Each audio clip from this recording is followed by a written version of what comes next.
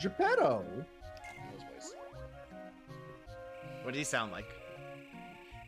Bless my soul. Okay. That's not what he sounds like. He's like That's how he sounds now. Bless my soul, it's Jiminy Cricket. How Jiminy in the Cricket world was did- on a roll. How many words? Person of the week in every cricket. Teeter something pole.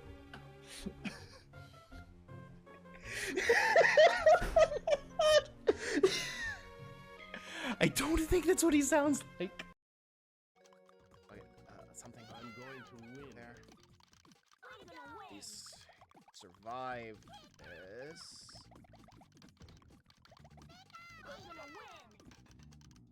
What the fuck?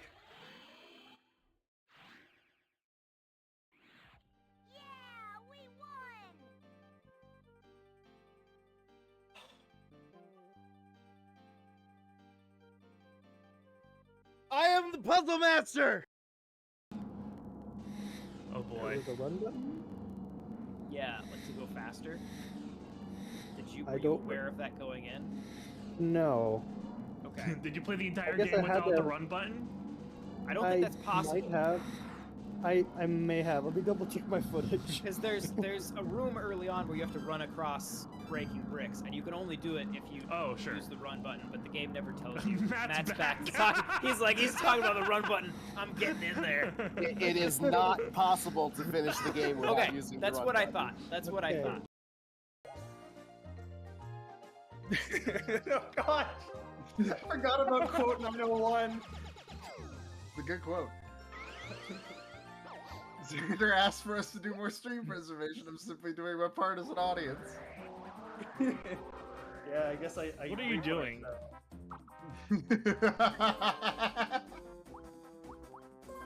Perfectly balanced as all things should be. I was really scared you would go for the ultimate chaotic option, which is just I was go thinking for about me. it. I was thinking about it. Yeah, I could see it in your menu Yeah, navigation. yeah. That little stutter right next to Wario.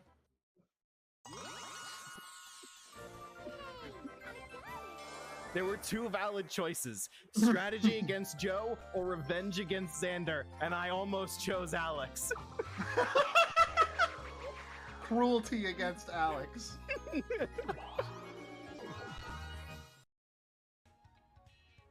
It'd take ages outdoors to collect 500 watts, and the outdoors and me, it would not actually. It genuinely would not. Well, let's just say our systems aren't compatible. Get it? That's a little bit of computer humor for, you know, when you run a program and it's like for OS X and it's not for Windows, but you're running Windows and then the program doesn't work. It's because the systems aren't compatible. You get it. All right, let's go to the shop. Let's spend. Why do I only have 21 coins? I should have way more coins than that, right? I just got 50 correct guesses. That should have way more coins than that, right?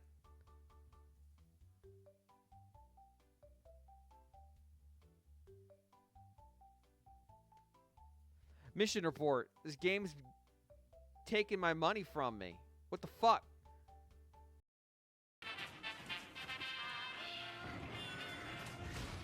Ow. Okay, I can't. You're in combat. Yeah. I didn't want to be. I don't want to do this. They're why making did me you attack? angry. Why did you attack a civilian? The Pog told me to. You do everything you're told? Yeah.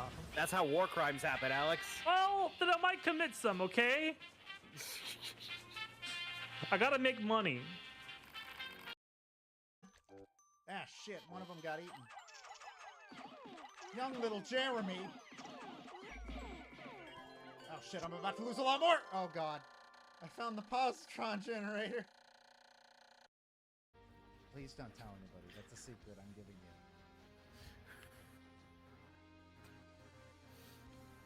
Please, God, tell me someone is there to add quotes. Nobody seems to. Good. This fucking green is useless. There's some good reds though. Got Shattering Justice. Actually, Shattering Justice is some Death Mark proc. Ooh, an alien head. Alien head reduces all.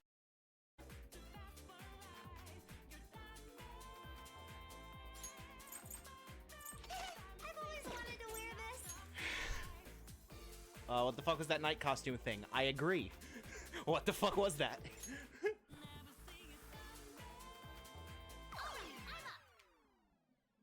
So yeah, this costume is if Futaba's life was never ruined by Akechi. Stay calm. You can do it. I'm gonna go home. Give all of Xander's stars to Soul. Do it. You can't do that. You can.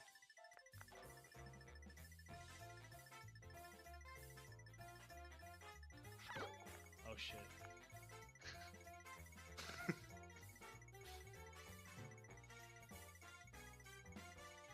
This is oddly tense. It's yeah.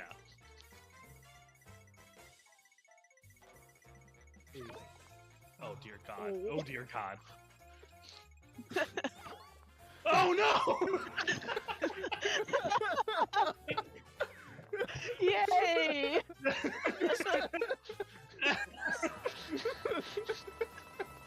So you lost a star and 5 coins. Or 7 coins. 7 coins. Yes. Yay. Alright, well. That sucks. Thank you, Matt. You're welcome. I feel I can do this. I know I can do this.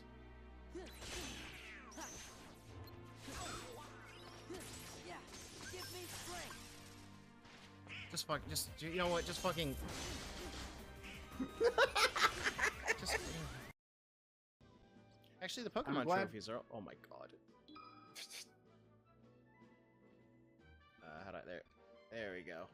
Look at him. Look at the happiness and the life in his eyes. This is a man who has seen too much and no longer wants to see anything at all.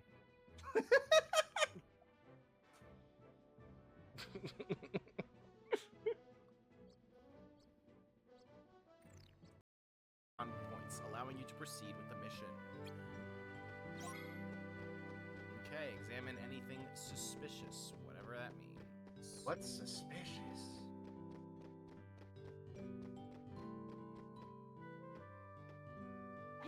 What?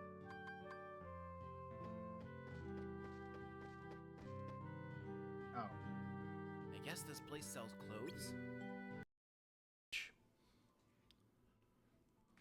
Now rub the... Here's a cookie. Now rub the cookie open. What the fuck? That's how I open my cookies. I rub them. This feels like it's gonna take a hard turn into racism. Crystal. No! No! No! It's worse now! It had a concept before! The concept's been lost.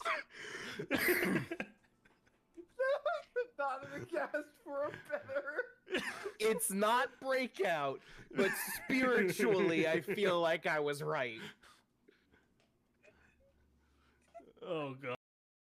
Let's do a prayer circle for we'll do a prayer circle for Gamma fight pose.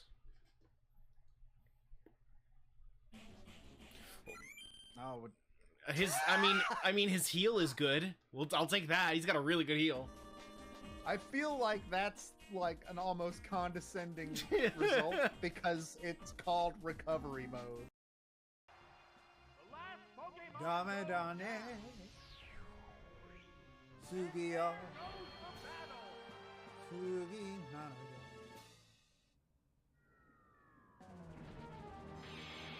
I don't know the rest of the Japanese lyrics.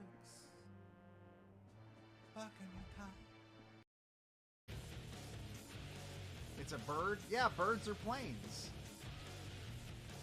What do you think birds are based on? I want to learn about this cat in a jetpack. Cat jetpack. Okay, you know what? Right on the money.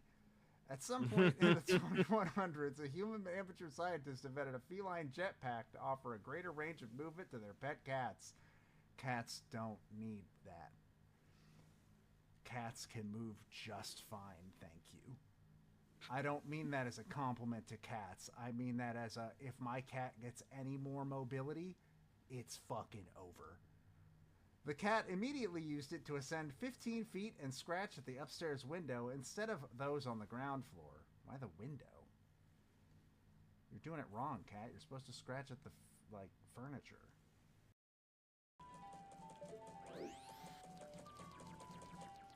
Very similar song. Has a close, a very close tone to it. Holy fuck the moon. Did it always look like that? That doesn't look normal. Holy shit, we should probably leave. In other words, oh my god. In other words, we're gonna fucking die. That's generally, it sounds better when Sinatra sings it, but why the hell's it here instead of Jupiter? That's a better lyric. I like that one more.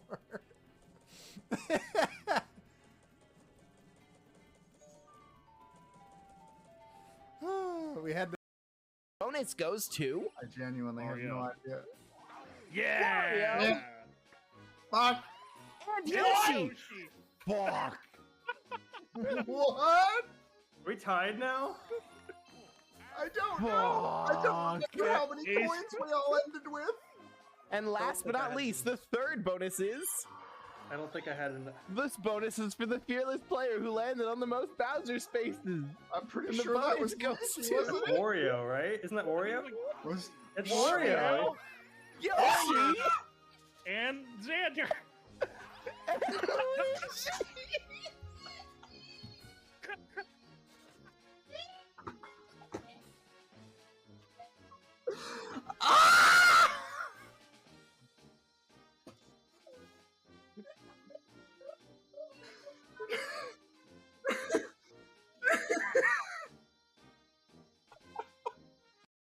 If I get punished with 100 classic books, I want every single person with an NWR account to comment on that review. I want it to be bumped up to the top of the. I want to stay there for a little bit. I want the reviewer to someday come back. You have to take your turn, man. It's fucking 11 p.m. in Eastern time. I'm making a comment on this right now. Yeah, let me log in.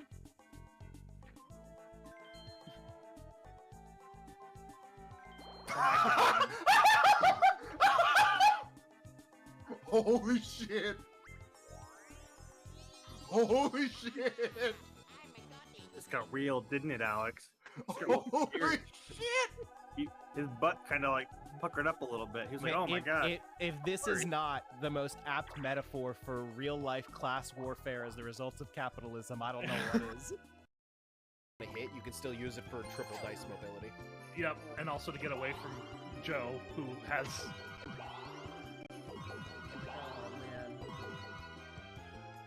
That's enough. That will do it. That'll do it. That'll do, donkey. That'll do. I said you guys said. Oh! Oh my god. Please, for the love of God, let me just have one. Okay, at least that saves me. In the happening space. Dang. Oh, thank God. Yeah. Excellent. We still have to play Mario Party why am I 3 going again, that way? though. I know. Wario's good. Wario's just gonna get the whole fucking thing. Let's throw him with the mommy milkers. Neil's review of KOTOR 2 on Switch ends with this. What? Even before the free restored content DLC is released, Knights of the Old Republic 2 is Why still a didn't I good pay game, attention? albeit one with some missing content and technical issues. I look forward to revisiting the game to see what was added, tweaked, and fixed when the DLC is added. If that add-on delivers, there's a good chance the Switch version is the definitive version. Until then, this is a fine way to play a good game with some caveats. Hopefully those caveats become a thing of the past. Actually, yeah, I'm gonna have to agree with chat. We gotta rewind for a second. Xander. I meant mommy bloopers. It was a 40. I've just lost track at what has become lore for our bullshit. So I figured, yeah, that was probably something. It was close to something. Not exactly that. I would sooner not place this burden on your shoulders alone, and yet I can see no other choice before me. Listen, my brother. Ellawood, Lindis, are you determined to act on your resolve? Yes. Alright, I hope I've got everything set up correctly. That's actually more of a question than one might think. Oh, so you mean it's not a guarantee that everyone just heard me spoil this week's issue, or last week's issue of Iron Fist? Oh, I had the stream unmuted at that time, and still do so I can check the audio. So I can tell you that they did not hear that. Great. Well, lucky for loyal fans of Danny Rand, everyone's favorite cultural appropriator? I'm sure there are some. Have you ever seen that Iron Fist show? No, of course I haven't. You say that as if you only watch good things. Or things that you're interested in. Give me a fucking break, it was a valid question. It's you. Look. Look. I watch very good things. This motherfucker watches Daigo and then turns to me and is like, of course I didn't watch Iron Fist. Okay, look.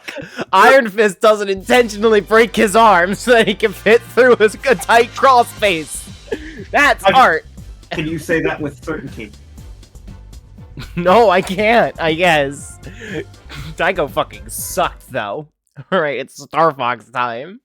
God, the Iron Fist show it's so funny because all rumors are that this Daredevil show it's confirmed as bringing back the cast of Daredevil and some of the cast of Punisher, and heavily alluded to it bringing back Jessica Jones as well.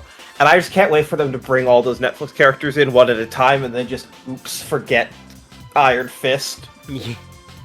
I think I heard someone say that Iron Fist is going to be in like the upcoming Wakanda show. I think I heard that leaked. No, I don't believe it for a second. I don't know. What difficulty should I play on, by the way? Silver. Okay. It's the default. No, here's the thing. When that character is known for one thing, and that one thing is cultural appropriation, do not stick him in the Wakanda show. We have enough colonizers that Wakanda can deal with, like Martin Freeman. Yeah, but that feels like the kind of mistake that they would make.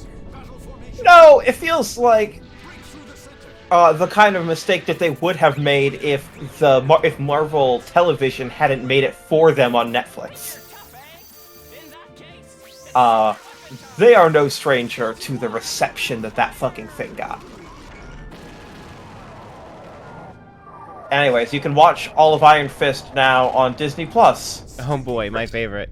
For some reason, it is tagged and timelined on the MCU. By the way, the stereo mix in this game is doing some wild things here, by the way. Fuck yeah, it is. I would not be surprised if it was developed for mono.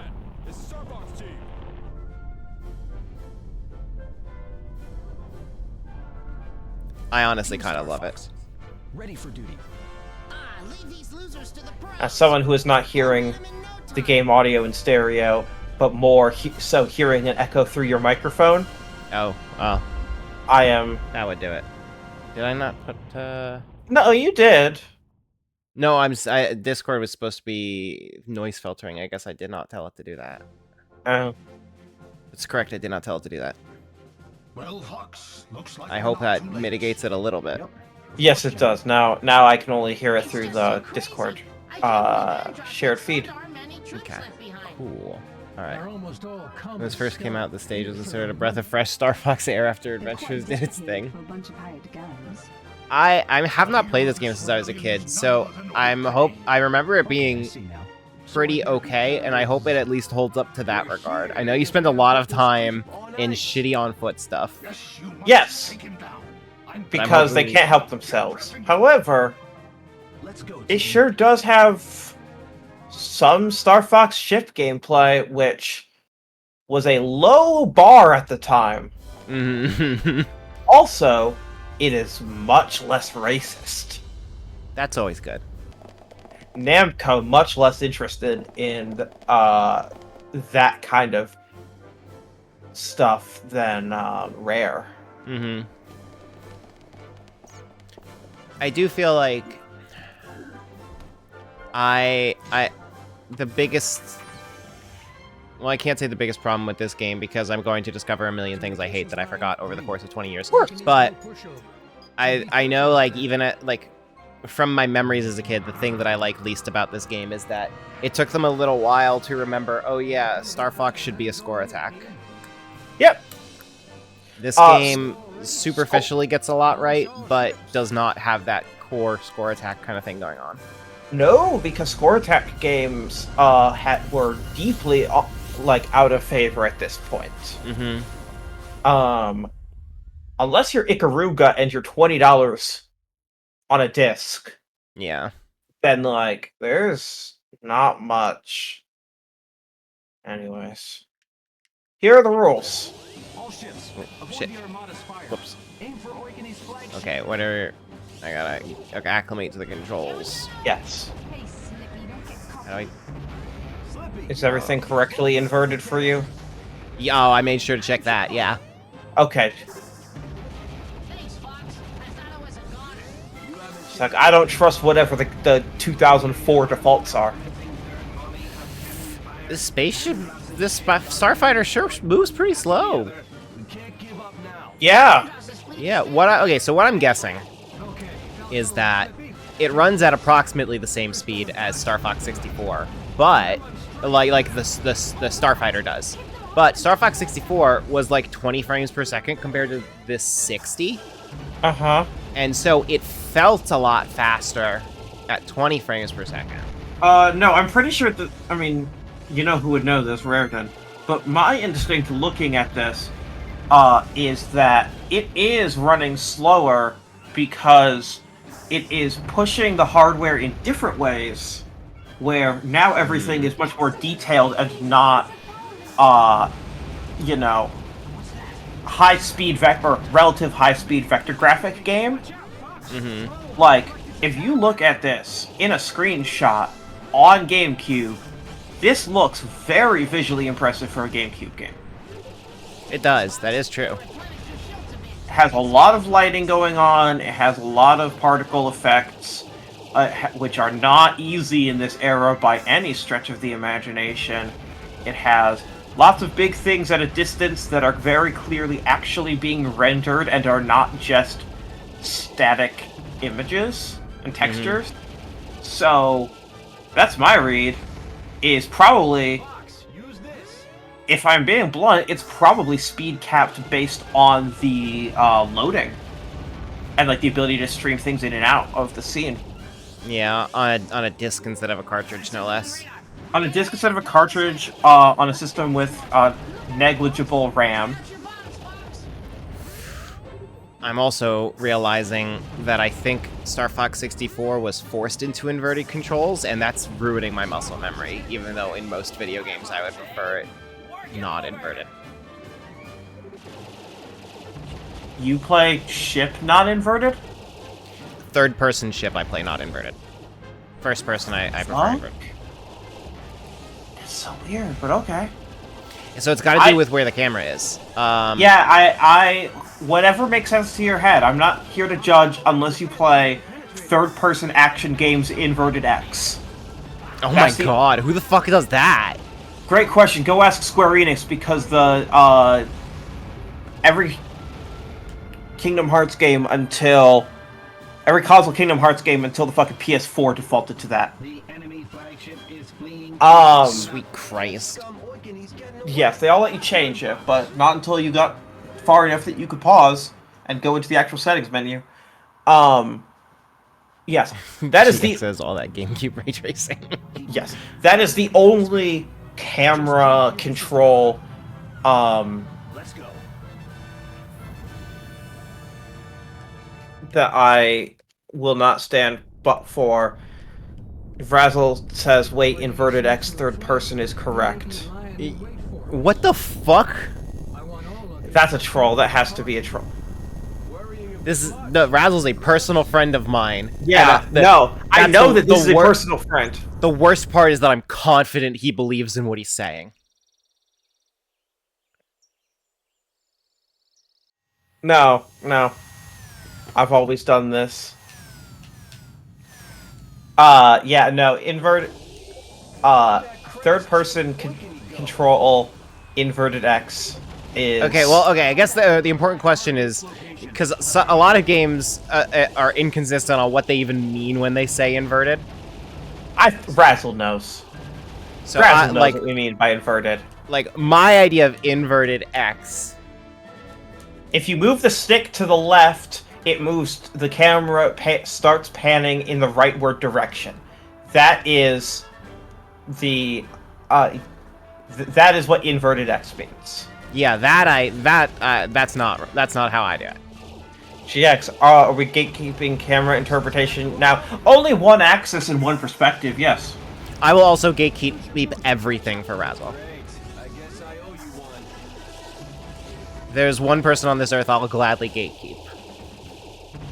It's Joe, but Razzle's second place.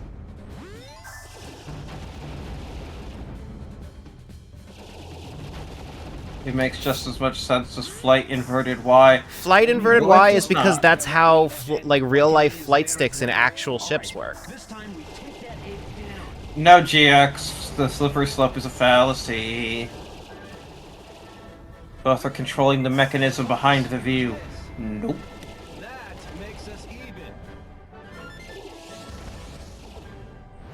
Not on a dolly. Charge shot feels a lot worse than 64. Yeah, you're gonna go horse if you vocalize everything that feels worse than 64 in this game. Just gonna put that out there. Joe's going to like this more than 64. Yeah, Joe can suffer for his sins. Alright. Melanie, here's the game. Hard for him. Here's the game we're playing, Melanie, and the rules. Okay. I have every Marvel Studios project except for individualized seasons of the 2 shows that have 2 seasons. Okay. On a tier list. The tiers are S, A, B, C, D, F. You do not get to see the tier list. Okay. We are going to go in release order. You are going to either just shoot from the hip and tell me the tier, and then rationalize it, and rationalize it if you want. But then once we put that in, you cannot pull it to another tier when you change your mind later. If you say that X project is A tier, it is permanently A tier. Okay. You do not get to be reminded of what else is in that tier. Mm-hmm. At the end, once all of them have been ranked, will there be a haven't watched tier for the things that I have not seen? Which is not all of them, but... Nope. Then there will be the prestige, where we go tier by tier, and you rank within those tiers. Okay. And then you will have made your tier list. Okay. Are you ready? Sure. As a reminder, S, A, B, C, D, F, no E. Iron Man. Okay. If you need to be reminded of what happens in which film, I will help you with that. I don't think I'll have that problem, but I will be doing what I normally do, where it's like I'm ranking this as it would have been on the day, so I'm not going to be. Oh, like, that's no. Cause we're not assigning this a score. We're putting this in tier lists. So this is about what are the best things in the MCU, not what was your favorite on release day. Well, I'm mainly trying to say, like, I don't like judging things as like, oh, something later did this way better. You sure can. Fine. Iron Man 1 is a B. The Incredible Hulk. I've only seen that one once. So I barely remember it. Do you want a quick recap? I remember the scene where Ross brings tanks to a school and then is like, yes. Yeah, that was kind of wild. Yeah, the whole second half is just a giant action scene. Or it's actually 2 giant action scenes. Yeah, I'm gonna give that one a C. It's not good Marvel, but there's definitely way worse Marvel. Okay. Thinking rationally about it, and I want to underscore the word rationally, Iron Man 2. Hey, just because Iron Man 2 is the best character in the MCU doesn't mean it's a good movie. There's a lot of time in that movie where he's not on screen.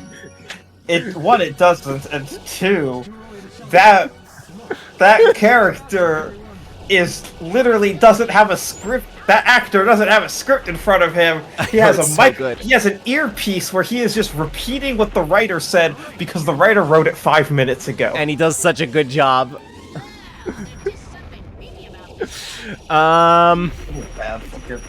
That one I don't remember a lot of because not a lot happens in it. It's also really bloated. It would be a lot better if Justin Hammer was the one sole villain in it.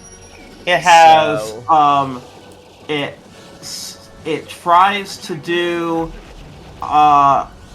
the Iron Man's what's the name of that classic comic story? Iron Man Demon in a Bottle? Yeah, Demon in a Bottle. It tries to do Demon in a Bottle. Without the demon in the bottle. It touches on it at the beginning, but this is also the first movie where the Marvel Creative Committee tries to get involved. It has Justin Hammer, who was mostly just fucking extemping. Has... Right. 2 and 3 both have elements of Demon in a Bottle. Yes, they are. 2 they are both is more superficially Demon in a Bottle, whereas 3 is more thematically Demon in a Bottle. Yes. Iron Man 2 is about alcoholism. Iron Man 3 is about him actually overcoming trauma. Yeah. So they kind of split it into 2 movies. It has the recast of Terrence Howard because Ike Perlmutter didn't think audiences would be able to tell the difference between 2 black men. Mm-hmm. It has Eli Vanko fixing the controls, by the way. Great. It has Whiplash, who had most of his stuff cut. It shoves in S.H.I.E.L.D. to set up Black Widow. It's such a bloated movie. There's so many movies in that movie, and yet not one complete movie. It has Captain America's shield, and it teases Thor, and it does too much, frankly. It also dehumanizes and sexualizes Black Widow extensively. Yeah, this one's gonna get it's S-A-B-C-D, right? F, yeah. And F? Okay. Okay, oh, do I want it? Is this a D or is this an F?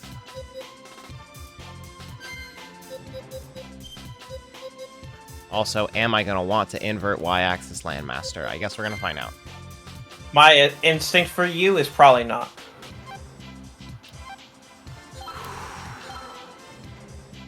Yeah, I'm not sure between D and F. Depends on if Justin Hammer for you genuinely does move the needle. He really does. He really does.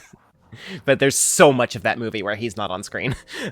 Yeah, he actually doesn't do that much. Yeah. And then there's the one episode there's a really terrible episode of What If that has him, and he also doesn't do much there. I'm gonna go D. I think Justin Hammer really does move the needle for me. Hello again, everybody. But, like, that D is entirely on his back. Like, everything else in that movie deserves an F. Gee, didn't I? In any case, if I may continue, these aporoids... Every now and then I forget about Beltino Toad. Indeed, they are the enemies. Yeah, every everything they've ever done with Slippy's extended everything has been a mistake and a crime. I forgot that the Aperoids were from, like, living memory. Every time I remember this game, they're like some ancient threat from pre-civilization that is only known of in rumors. But we could understand much more if we had a complete specimen. Fox channeling Solid Snake repeating the last word said in the previous sentence. This is just a codec conversation. Previous sentence. However, we're unable to contact anyone there. Okay. Thor 1. Yeah. Another. No problem at all, sir. I'll tell you my least favorite thing about this movie. They fucking cut 5 scenes that all were built around the running gag of slamming drinks down and yelling another. And it was meant to just be this very consistent running gag until it actually was relevant at the end of the movie. And they cut all of them but like 2. I do hardly remember this one too. God, a lot of Phase 1 I just hardly remember. It's like 40% Asgard, 60% Earth. They got an incredibly well-known Shakespearean director and actor to direct it, so that Asgard wouldn't be completely impenetrable to people. But then, yes, it's a big fish out of water. Yeah, Kenneth Branagh, his style in that movie is something's wrong a lot, which is kind of just his style with a lot of movies. I remember that movie having a lot of weird Dutch angles. It's a trap. Only during action. Mm-hmm. If I remember. Fights a big gray robot. Hey, I remember the Destroyer from Marvel Snap and nothing else. Hey, here's the thing. This is the first Marvel movie where the villain is not just, like, the final fight is not just against you, but another color. When I set this to dual analog, I forgot I'm using the fucking GameCube controller. Oh, incredible. Fuck yeah, figure out that C-stick, bitch. Christ.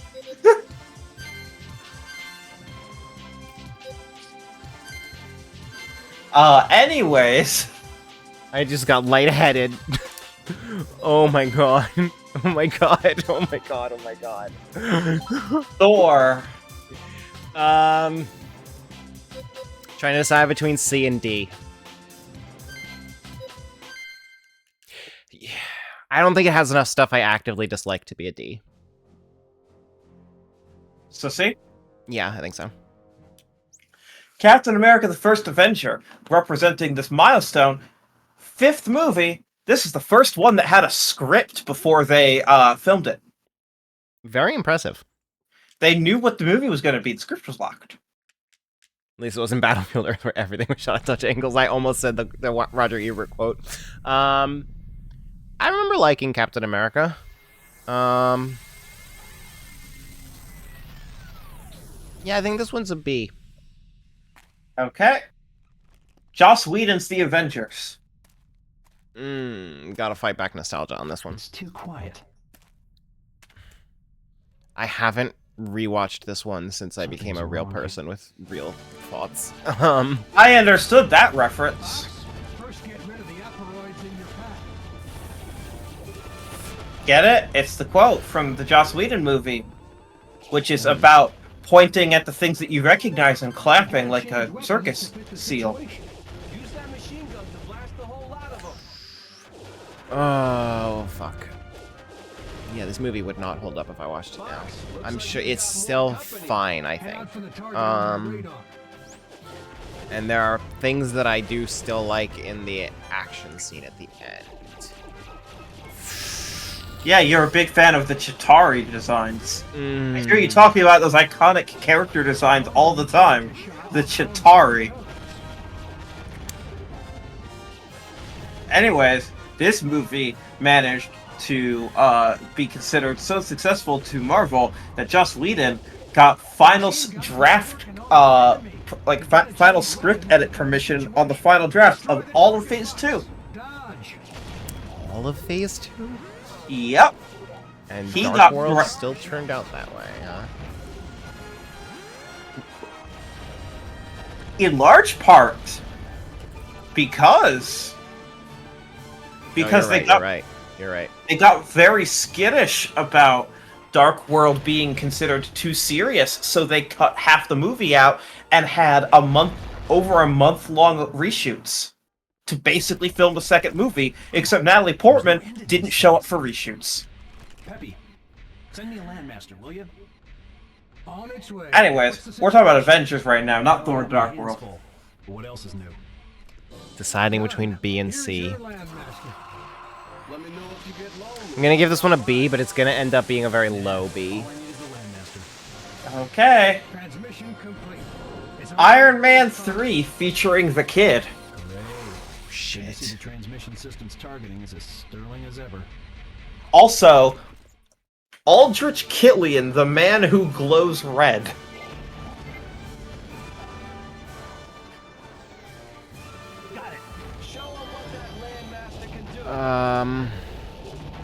This one's also gonna be a D. D, you said? Yeah. Hey. See, that one's weird, because... It's almost like the Iron Man franchise actually sucks. Yeah. That one's weird for me, because, like, I saw it with a friend who was a big comic book fan, who really disliked it at the time for reasons I strongly disagreed with. And so there's, like, this instinct in me that, like, I need to disagree with that opinion and defend the movie. But it is not a good movie. Yeah, that's a toxic impulse, unfortunately. Mm-hmm. Thor: The Dark World featuring Malekith.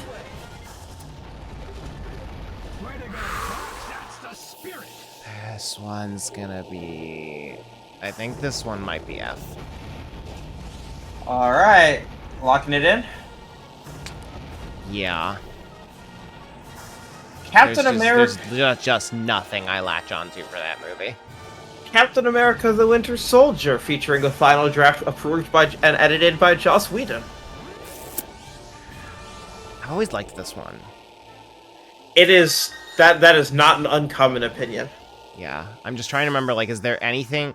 So, mainly, my instinct is A, and I'm trying to remember, like, what am I forgetting that is going to embarrass me if I put it in A?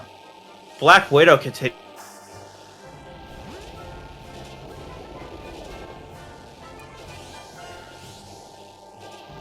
Also, what am I supposed to do in Star Fox right now? Should I kill this thing?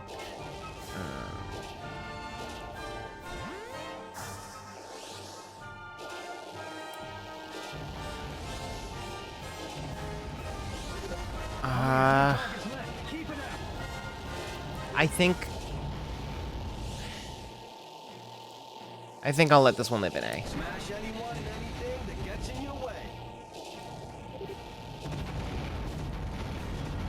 You missed the trifecta of the final battle of Iron Man. Oh yeah, no Iron Man suit versus Iron Man suit. Seren, if you're still there, I haven't heard you say anything, by the way.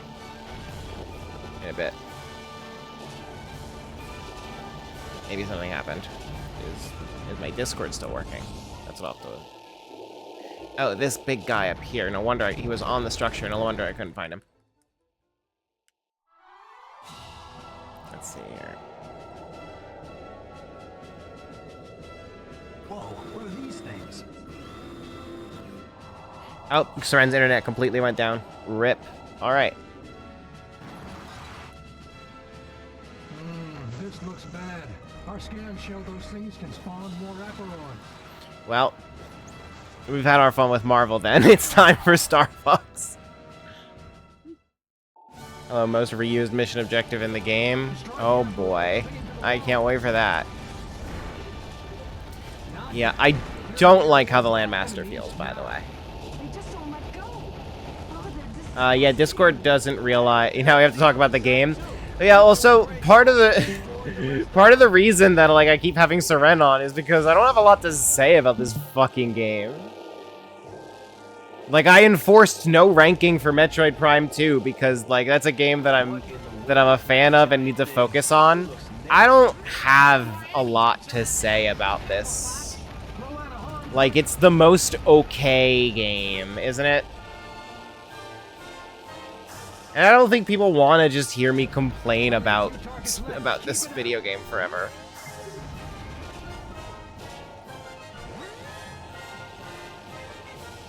That's just Star Fox in general, though. I love 64. I really like 64. Thanks, Fox. I thought I was a goner.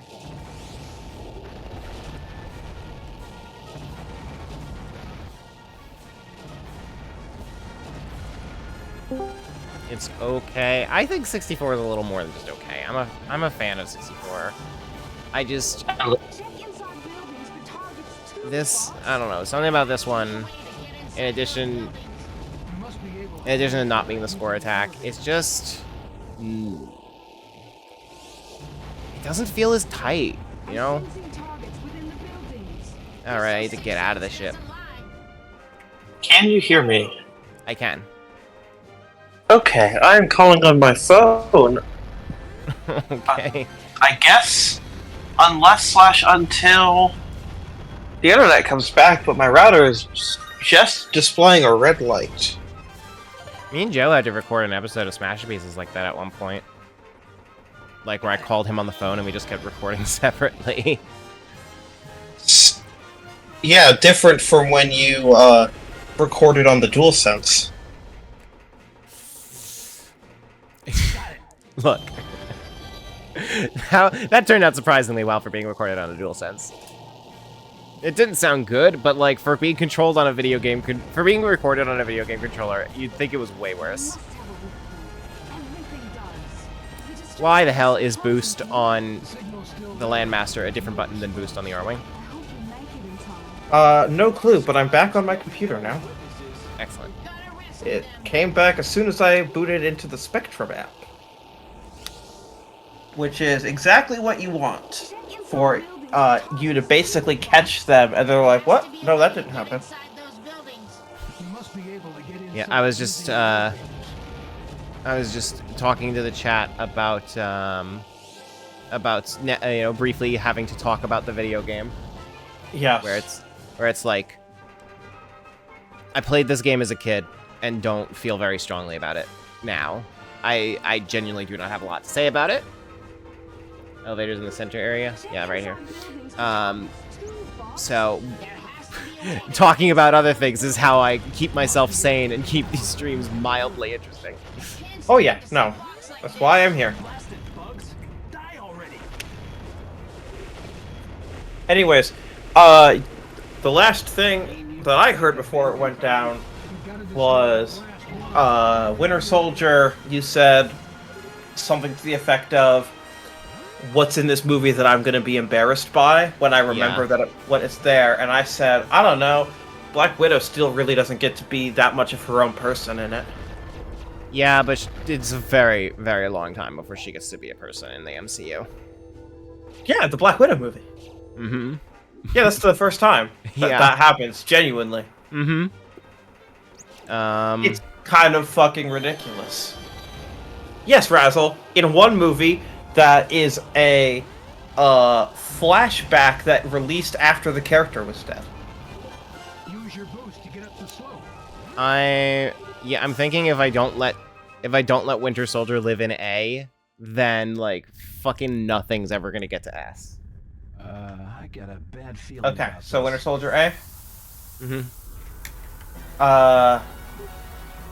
Guardians of the Galaxy. So, the leader, huh? Written by Nicole Perlman, with James Gunn taking credit and Joss Whedon uncredited. Mm-hmm. We gotta get that core memory. I remember this one being solid, and not too much that was really super special about it. It was definitely a big breath of fresh air at the time, for just being a very different style.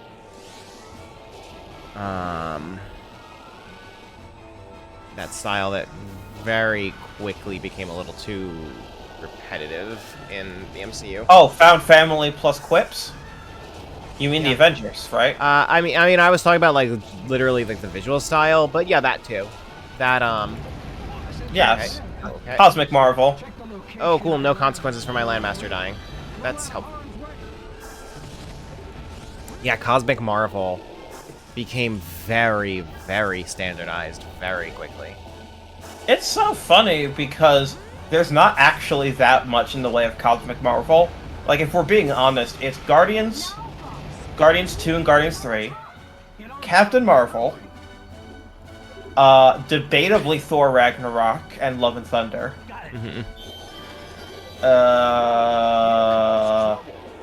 That's it? The Marvels? Yeah. That's So you're right, there's not a huge amount of it, but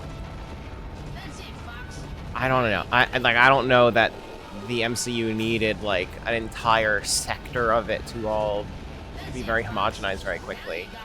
Like, yes, like half of it is very homogenous for being like just the realism style, but at least I was gonna say like, Grounded is homogenized in a similar way. It super is, but like there's only so much you can do with something where the target is grounded real life stuff. Whereas Cosmic is kind of supposed to be the wild anything can happen zone.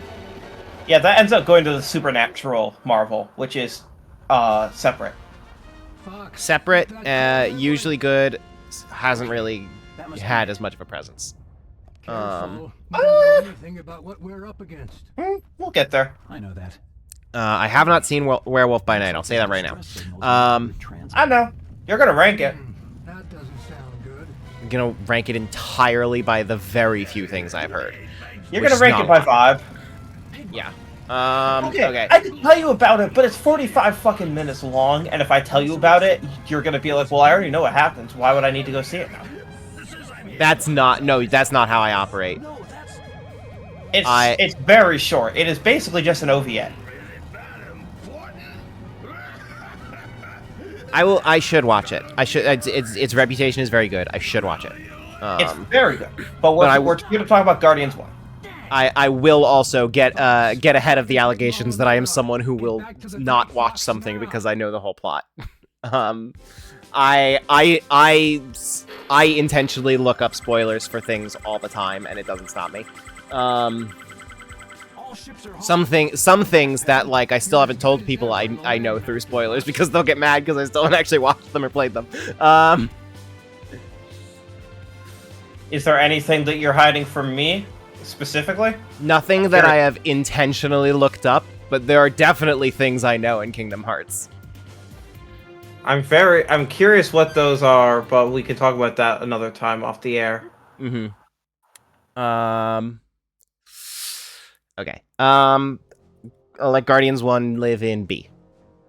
Okay. Curse you, Pigma. Lives in B now. Such a vile place. Avengers: Age of Ultron. Christ, that one sucks. That movie's a million years long. The movie's a million years long. It's actually 2 minutes shorter than Avengers, though. Because they cut out an hour and a half of the movie. Yeah, so that works against it, I would say. Yes, it sure does. The fact that it is shorter and feels so much longer. My favorite is the summary of the arguments between Marvel Creative Committee in New York and Joss Whedon, Kevin Feige became the only reason that Jeremy Renner signed on to be on the movie at all is because he got to do something small, which is have a hidden family, and they kept saying you have to take this hidden family scene out because it's not an action scene, but we really need you to keep the Thor cave scenes where Thor goes off and has visions of Phase 3 of the MCU and sets up what they were then planning for Ragnarok to be. And he kept saying he kept trying to take stuff out of the cave, and they basically put a gun to the script and said, put the cave back in or we take the cabin out. Right now, I'm looking for a reason to keep Age of Ultron out of F. I'm not going to be the one to give you that. This this is the movie where someone says that a woman is a monster if she can't bear children. James Spader does okay as Ultron. Not as good as Justin Hammer. I was gonna say, yeah, there's some good villain performances and some really terrible movies in this franchise, huh? Yeah, there are. Are you putting it in F? Yeah, it's an F. Ant-Man. Edgar Wright still has a credit on it. He sure does. Oh my god. I think Ant-Man's a C. It's so aggressively fine. It's really funny. There are good villain performances, but few good villains. Yeah, like there are actors who have delivered some incredible performances for bad villains. Oh god, I missed what they said about the transfer device. Justin Hammer is an objectively bad character, but a great performance of that bad character. Captain America: Civil War. I think it's bold to say that Justin Hammer is anything but a performance by Sam Rockwell. He's not written. He's just an excellent performance. As someone who knew who he was before the movie, he is a nothing character in the comics too. Okay, we're at Civil War. Yeah. God, I like this movie Black so Panther, much more. introduces Spider-Man. I loved this movie at the time, and now like I look back on it, and like I remember the airport fight scene being so cool, and then every time I look at a screenshot of it, it's just this big blob of gray. Yes, and a bunch of floating objects that are hastily CG'd in later. Oh no, as someone who knew Sam Rockwell, no. Justin Hammer, the character. I have read a comic in my life. I have read many comics in my life. Right now, I am working through... What am I working through? Marvel Unlimited is so fucking great, honestly. Like, people talk shit about subscription services, but like, this is the best subscription service. Okay, so I need to ask you a question about comic books, because the only people I've ever heard an opinion on this from is my fans that drink the Kool-Aid on comic books. Oh yeah, fuck that. You're like the only person I know that reads comic books and I can trust the opinion of. I appreciate that. I appreciate the nuance. I'm that to a lot of people. Continue. So, I have to ask now, because of Fortnite, is Gwenpool actually a good character? Fuck no. Oh my god. When I saw that Gwenpool is in fucking Fortnite, I wanted to scream. What do you know about Gwenpool? So I know that she is from real-ass Earth, and her superpower is that she's read the comics. Yes, she's an isekai character. I've seen a absolutely terrible page of her in the same room as Deadpool. Yes. Every single...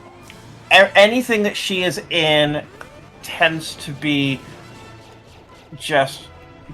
relatively generic isekai. Oh my fucking god, I just tried to roll out of the way and fell off the fucking ledge. Yeah, just saw that. Enjoy. Great game. Better than 64. Does anyone actually believe that? It's better than 64. Other than Joe in the future. No, Gwenpool... There are people that don't like Gwenpool because Gwenpool is a woman, and because Gwenpool has primarily been written and drawn by queer women or women of color. I, obviously, I would hope, do not share those complaints whatsoever. My complaints come from just because I might respect the artist doesn't mean I have to like the art. Yeah. And in this case, I don't literally mean like the artwork on the pages. That's fine. But no. The most Gwenpool that I have read is there was a run, I want to say 2019, maybe 2018, of West Coast Avengers. Alright, let me back up. In the comics, just for Melanie, just for your reference, the Capital A Avengers... Hell yeah. The Capital A Avengers are not quite like they are in... And teams are not really as, like, fixed as they are in the MCU, where they really, really, really need to care about brand identity, and you need to make sure that you know who's on the Avengers at all times. Marvel Publishing loves to just fucking mix and match, right? And so, this West Coast Avengers, let me look up, because it's not going to be the most recent when I look it up. Oh, I searched West Coast Avengers, and they just told me who's going to be in the 2004 version of it, which is Spider-Woman, Firestar, and Ultron. And Iron Man and War Machine are the West Coast Avengers now. That's a weird lineup. Anyways, the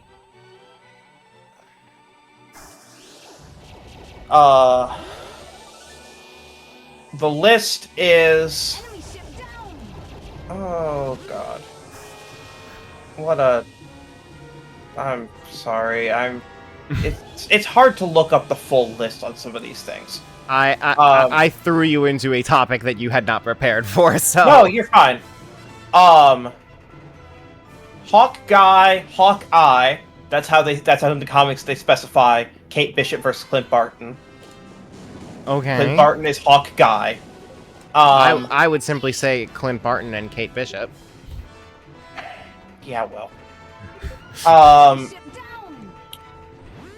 Gwenpool, I think Marvel Boy, America Chavez. They just added Marvel Boy to Marvel Snap. I know him. And then the rest of the cast kind of fluctuates. And I read that, frankly,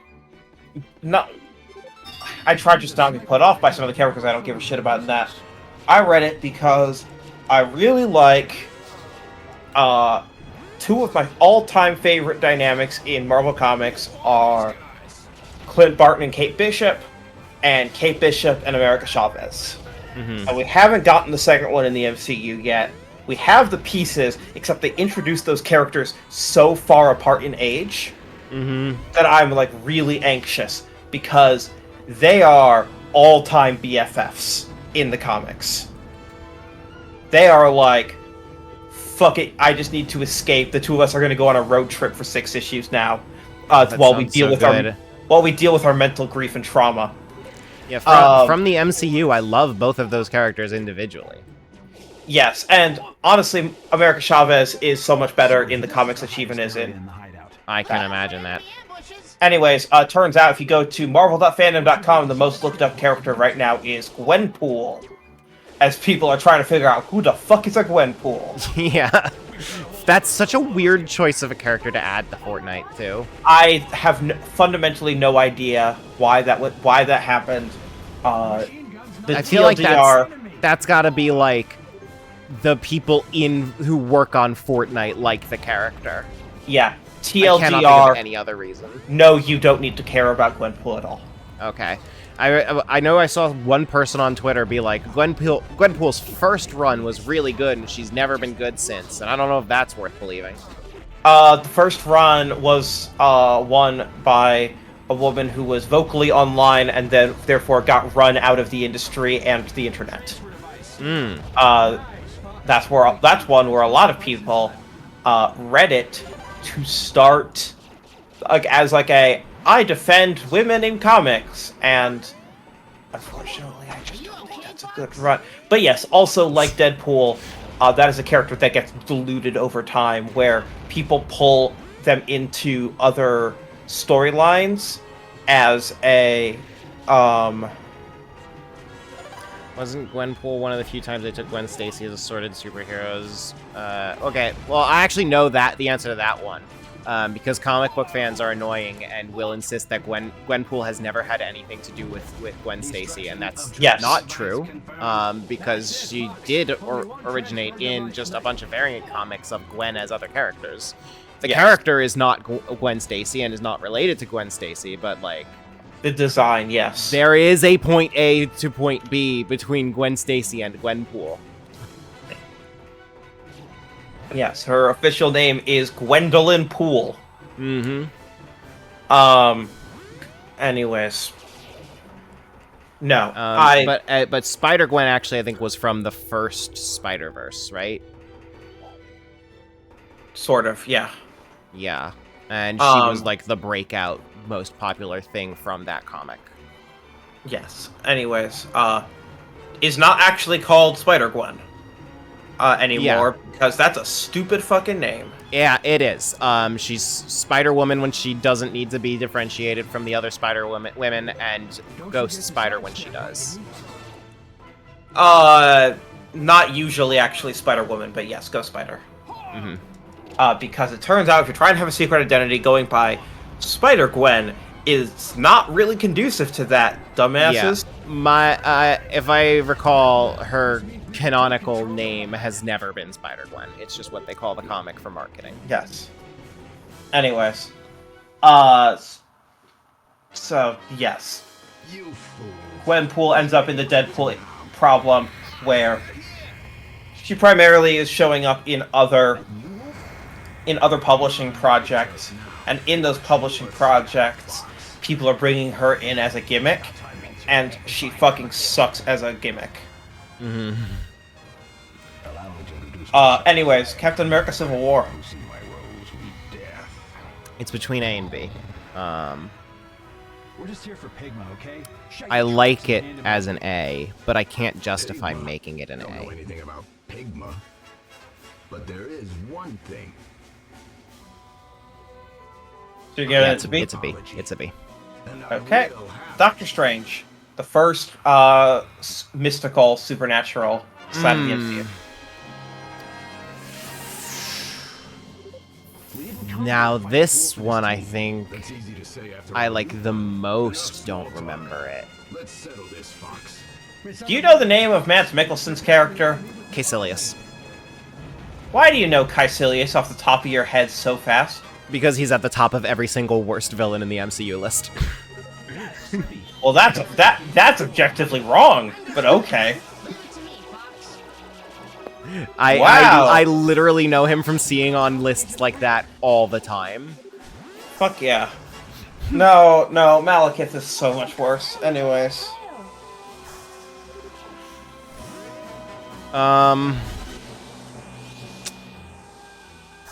I like the movie's handling of the visual style of magic, I think. Mm-hmm. I like that a lot. Don't think I like anything else about it. I'm gonna let it. Well, it's also the movie I remember the least, so. Yes. That's just interesting that you don't have any, like, positive, lingering feelings on it other than the visuals. Maybe I would if I remembered more of it. I'm desperately trying to remember, like, what else I can latch onto in that. A lot of good character interplay and dynamics between Strange, the Ancient One, and Wong. Some, it is a personal rediscovery arc of a movie, which, for as much as it does sort of follow the Iron Man template, it is worth noting that no other movie had done that since Iron Man. Yeah. In the MCU, like, people were exhausted by that because everyone else was trying to tell that story. Yeah. But, like, that's not Marvel's fault. That Iron Man was too successful. And they did do some good inversions on that. Your mileage may vary on how you feel about Dormammu. I've come to bargain. I don't like it. Instead of a big third act final like CGI fight. So I don't mind that they did something other than a big third act CGI fight. I don't like how it's kind of played for comedy. And I don't like the brand of CGI disaster that Dormammu is. I mean, that second part is fair. They play it for comedy really only after it's happened like 3 times. Mm-hmm. It goes from like drama to comedy to drama, where like they're like, how are we gonna frame the viewer watching this same thing happen like 10, 15 times? Yeah. Because if it's all framed for drama, I don't think it works at all. Yeah, that's true. So I'm okay for them taking the drama a little comedic there. Because that movie is always a bit, it's quippy. It's not quippy in the same ways that the other Marvel movies are. Yeah.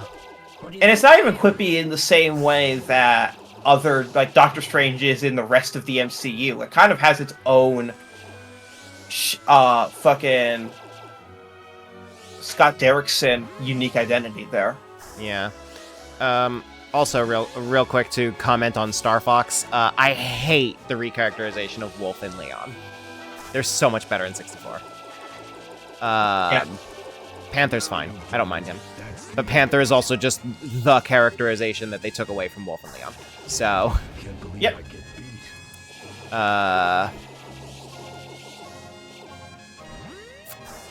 I will give Doctor Strange a B on good faith. Okay. It was really fun when Charlie did this because Charlie cannot physically watch Doctor Strange. Oh yeah, it's a lot of motion sickness in that.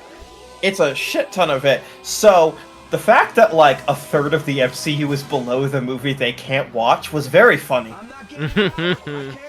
Tries to just not be expected. You have your expectations, the movie changes, but a lot of the version I've seen, I thought Doctor Strange did some good ones. Yeah, honestly, I should just rewatch Doctor Strange. I feel like I have an unfairly negative view of it because of how little I remember it and how long it's been since I tried to engage with it.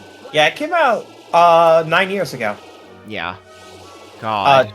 Charlie just sent me a crying emoji about not being able to watch Doctor Strange. Oh, Falco's about to die. Falco. Where the fuck is he? Oh well. Dead. Guess I'm not unlocking Xevious. Oh no. Guardians of the Galaxy Volume 2, featuring Ego the Living Planet. I like this one a fair bit.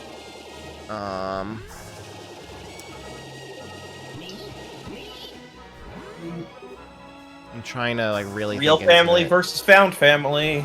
Yeah, it's the same bit as the first movie, I think, but explored way more in depth. The first one doesn't really dig into real family that much. No. That's just found family. This is, alright, you found your family, now what do you do when your real family comes calling? And that's explored primarily through Gamora Nebula and Peter Ego. Yeah. I think right now I'm trying to find reasons not to put it in S. I don't know if it's actually that good of a movie, but it's one that I enjoy that much. One of the probably the second funniest Disney trades an IP right for a thing story on how they got Ego the Living Planet in this movie. Have you heard the story? Oh, I'm sure I've heard it, but I just don't remember it. So it's unfortunately not as funny as Oswald for a Human. No, I don't think anything's gonna beat that one. No, that's number one by a mile. But number two is when Fox was making Deadpool, they were looking down a list of characters that they had access to, and one of them was Negasonic Teenage Warhead, and they were like, well, that character's got to be in the movie. That's such a badass name. And then they looked at the character's like superpowers, and they were like, this sucks. So they went to Marvel and said, hey, I know we don't have the rights to this, but for one character that you don't really use that much in publishing, can we have the ability to change her powers to be whatever powers we want so that she can have explosions? And Marvel Studios was like, yeah, but we get Ego the Living Planet. Which was a Fox right character, and they were like, sold. We were never going to use Ego the Living Planet. Yeah, it's a fair trade, I think. And in a way, Marvel didn't use Ego the Living Planet either. They used him for, like, a really, really bad third act CG mess. Where the joke was the fight is happening in the background while Baby Groot is trying to be taught which buttons to press in a detonation sequence. Yeah. Also, necessary for me to say the Star Fox trivia that this is the planet of Fortuna from Star Fox 64, but they mistranslated it in that game and fixed it in this game. Yes.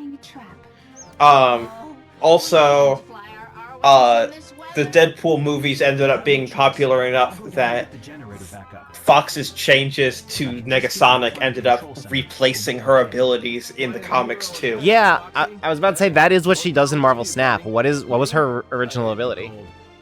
She had superhuman strength, speed, and she had telepathy and flight and telekinesis and precognition. That's not a very cohesive power set. She had she was a psychic that was also kind of Superman. But yeah, she was named after a song, and they were like, "That's sick." I kind of like her Deadpool power set better. Scan the control center. So did Marvel. Affirmative. The climate control center So, is protected. Guardians 2, S or A? I'm trying to find reasons not to put it in S, but I think it's S. Okay. Yeah. Spider-Man: Homecoming. Time for subtlety. I'm gonna have to blow up the generator. I liked this one so much when it came out, and I like it so much less now. I think I hate high school Peter Parker. We're just spinning our wheels. I think that I don't like Peter Parker when he's not paying rent. Okay. That said, I love Michael Keaton's Vulture. I think he's in Morbius. Yeah. Allegedly. Intriguing, isn't it? Yeah, I don't think that I like the MCU interpretation of Spider-Man very well, even if I think that, like, I think this is a really good movie with, like, really solid, solid foundation and story and everything, but... Has to do with Spider-Man, I think. I just...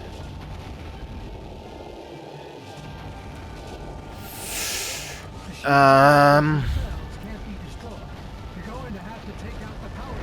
just trying to think, like, how much does my baggage of what I want out of Spider-Man, how much am I gonna let that affect? I mean, that's why you're gonna get a whole new trilogy. Yeah.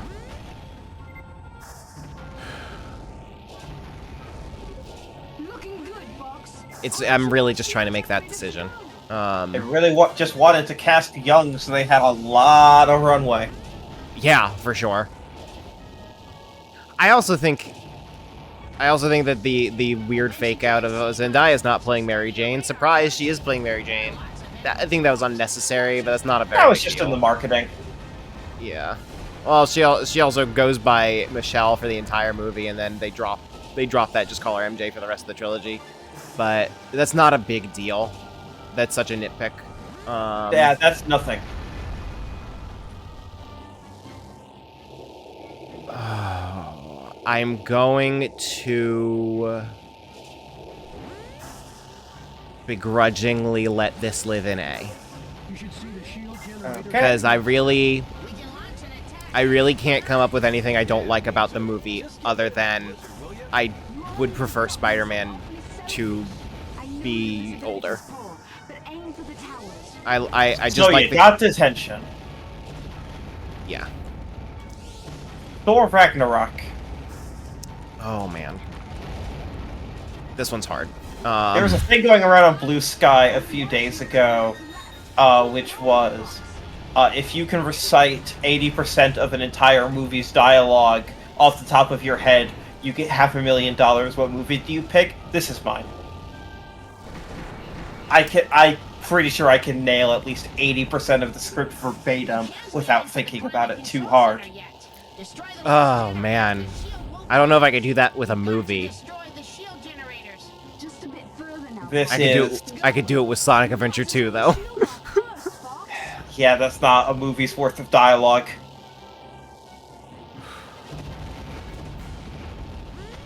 Now I'm fixated on is there a movie I could do that for? I'm thinking like...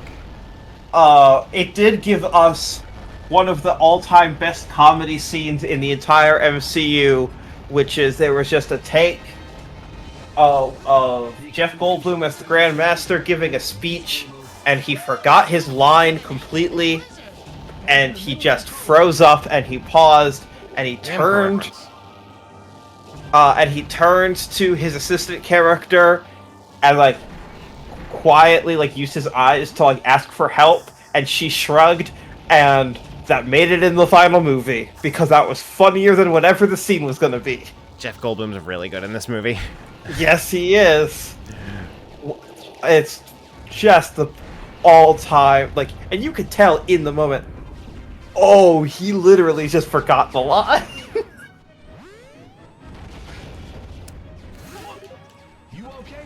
Okay, I think my problem here is that I have a lot of not very positive feelings on Taika Waititi right now. And... yeah, because that soccer movie. Yeah. And I kind of hated Love and Thunder. But, and I think I'm letting that creep into my feelings on Ragnarok in an unfair way. Yeah, Ragnarok had, like, Marvel Studios helping to make it. Love and Thunder really kind of didn't. Yeah. I think Ragnarok's gonna live in S. Fuck yeah, it is. We're not doing Get Help. Get help!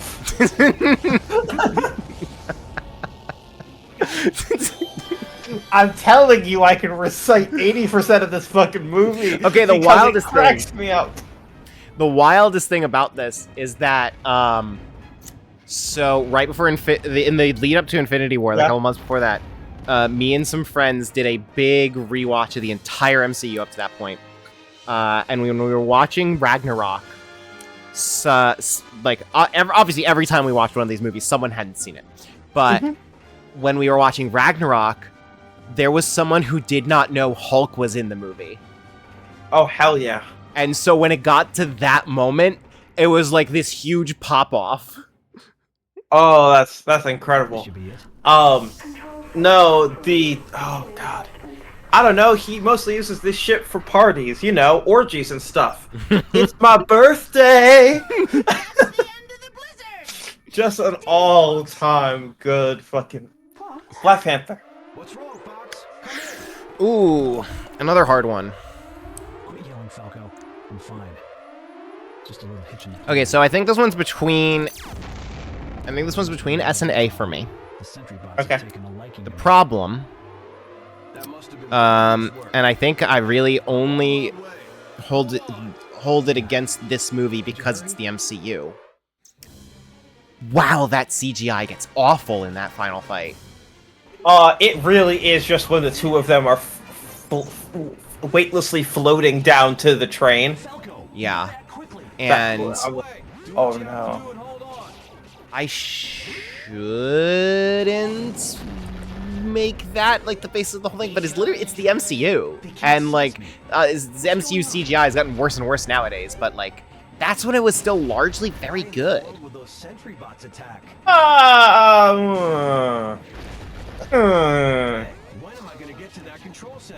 I'll agree to disagree on that one. It depends on what parts of the movie and That's which fair. movie. Spider-Man Homecoming had some really questionable shots. Guardians 2 had some really questionable shots. Thor Ragnarok had some really questionable shots. Like, these are the movies that come right before this. Okay, that's fair. That's fair. And so, like, Black Panther having one questionable shot, granted, a really bad shot that looked like it got added to the movie a month before the release date, where they realized that they needed to throw out how they got to that, how they, like, oh no, we need a transition because we've changed in the plot how T'Challa and Killmonger get from point A to point B. Mm-hmm. Like, that's what that feels like. It's like, best I can do is this. And they're like, Yeah. fuck it, put it in. Okay, Black Panther goes in S. Okay. Avengers Infinity War.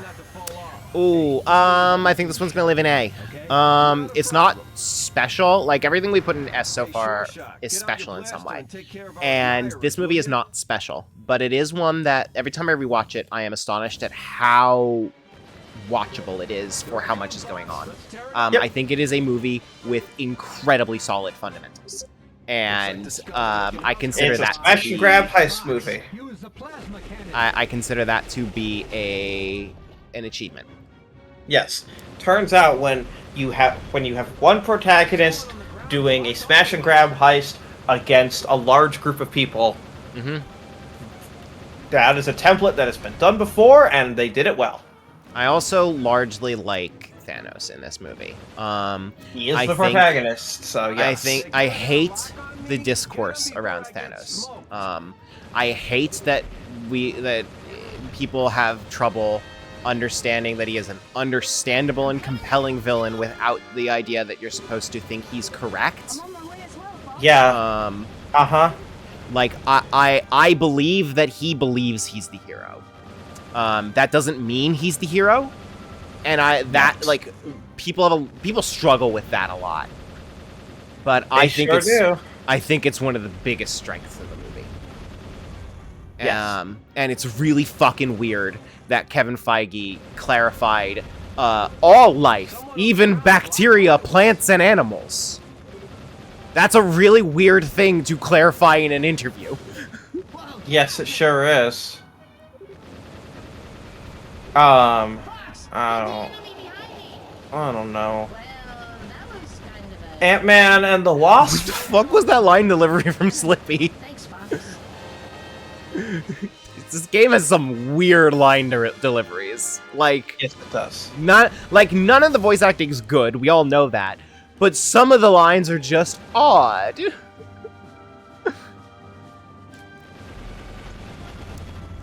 Okay, what was that? Ant-Man and the Wasp? Yes. Ooh, I lied. This is the one I remembered least. Oh, boy. Okay. I really, really like this movie also. Which I have since learned is apparently not a popular opinion, because apparently no one thinks about this movie. And I think that's sad. Because this movie, after going from, like, Homecoming, then yeah, you have Thor Ragnarok, which is like a serious movie, but it's a comedy, to Black Panther, to Infinity War. This is just the silliest fucking... Alright, you have Agent Wu and his close-up magic. You have Walton Goggins. I forgot he's from Ant-Man. Yeah, I just remember him from WandaVision at this point. Because one of the major plot threads is after Civil War, Scott Lang is under house arrest, and so they need to keep doing regular checks on him, but he's also out secretly on this mission, and they think they know that he's out, but every time they come back, somehow, just in the nick of time, he has put the ankle bracelet back on and gotten home, while a giant fucking ant has been wearing it the rest of the time, playing Rock Band and eating cereal just like he would, so that nothing looks wrong. Walton Goggins is just chewing the fucking scenery as this corrupt weapons dealer. Are you sure? I remember Walton Goggins. He is like one thing I vividly remember from this movie. He's so fucking good. I based a tabletop roleplay character on him. He is so incredible. Lawrence Fishburne is in it with trying to help Ava, really kind of trying to unpack, like, the A plot is back when they were originally developing the PIM particle, there was a big fuck up, and Ava was was basically collateral in that, and so they need to help her, and then they ended up helping her. She's Ghost, Ava's Ghost. She is the antagonist, but she is not a villain. She's done some bad things, but like at the end, like once her problem is basically fixed and she's no longer being split apart molecule by molecule at the seams, she's like, yeah, okay, thank you. I will no longer do crimes. Real quick commentary on Star Fox. Ficina was the timed mission with an explosion in 64, so that's all it gets to be here, I guess. Yes. But yeah, no, it is a very pleasant movie. Just a fully pleasant movie. It's got some really good action set pieces because they knew going in this time, not only like the team making the movie didn't change, unlike the first one where it changed very publicly. And also Ant-Man 1 is based on a script from 2005, because that's when they signed Edgar Wright for Ant-Man, 3 years before Iron Man came out. Yeah, Christ. Before the MCU was happening, they're like, yeah, we should make an Ant-Man movie. Batshit decision. To make a standalone Ant-Man, whatever. But also because they knew that people really liked action scenes that involved a lot of normal life objects becoming very large or very small on the whim. And so like there's a lot of action scenes where like the car shrinks down and goes below the other car and then gets big under it and then like shoots it up and stuff. It's a really fun movie. I don't think it's like one of the best movies in the MCU, but in my ranking, I think it came pretty high. I'll give it a B on Faith, like Doctor Strange. I truly just do not remember very much of the movie at all. But thanks. I'm gonna tell myself that this was Guardians of the Galaxy. How are y'all doing tonight? Captain Marvel. Okay, this one I rewatched fairly recently, actually.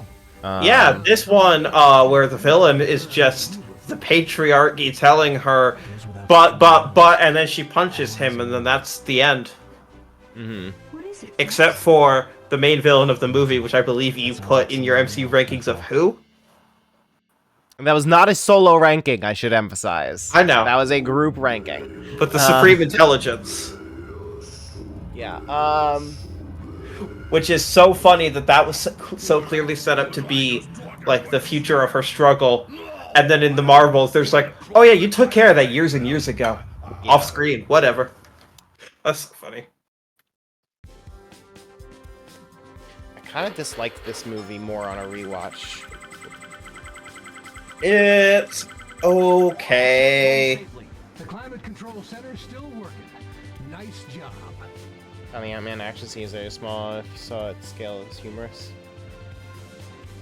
Yes.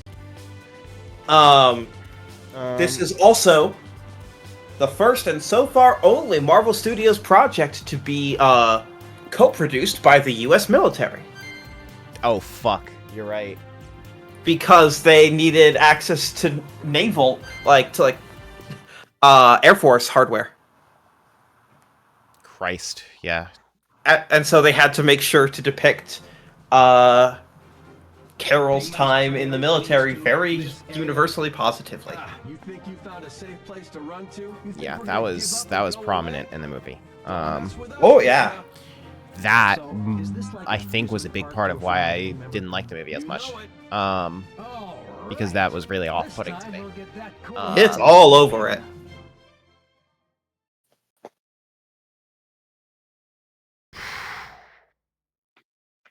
I feel like I want to put this one in C, but like the culture war around it makes me feel driven to defend it.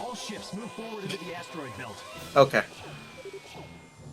Gwenpool.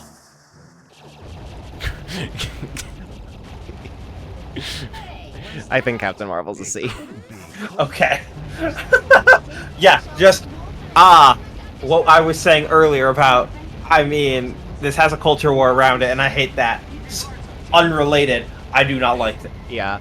Also, does this video game have like one single song that's not just a song from 64 playing in the same context? Yeah, pretty much. This is just a remake of 64.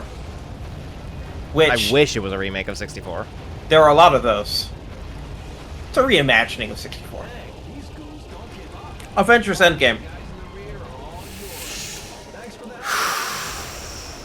This is a movie I like more as a meta-fictional thing than as an actual movie. How do you like anti-fat jokes? Not a lot. Weird. Like, Marvel thought that was a really safe thing to just keep shouting at the audience. Mm-hmm.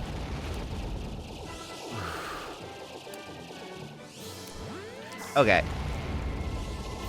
There are a lot of things that, like, literally anyone can argue about this movie from, like, a filmmaking perspective that I'm sure would not be an original thought on my part. Yes. One thing that I want to bring up from the big, stupid MCU fan perspective that I've never, ever liked about the movie, and that I'm surprised I don't see more people complain about. The like, physical location of the final fight sucks. I hate it. I absolutely hate looking at that fight. It's worse than the big gray blob that is the airport scene. Like, it's by no means the most important criticism of the movie, but it's like, that scene's the whole point of this movie. The whole movie. And last movie. The last 10 years of this film franchise has happened for this scene. This scene is the point of it. And I feel like they dropped that ball. How do you feel about girl bossing? That scene makes me really upset because it's so unearned. This franchise has sucked with its women. Gwyneth Paltrow pitched it. This franchise has truly done a terrible job with its women characters. They did not earn that scene. They do not get to pat themselves in the back for that.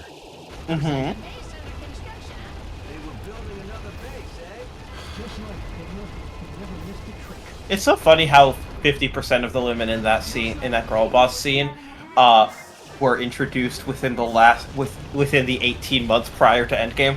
Yeah.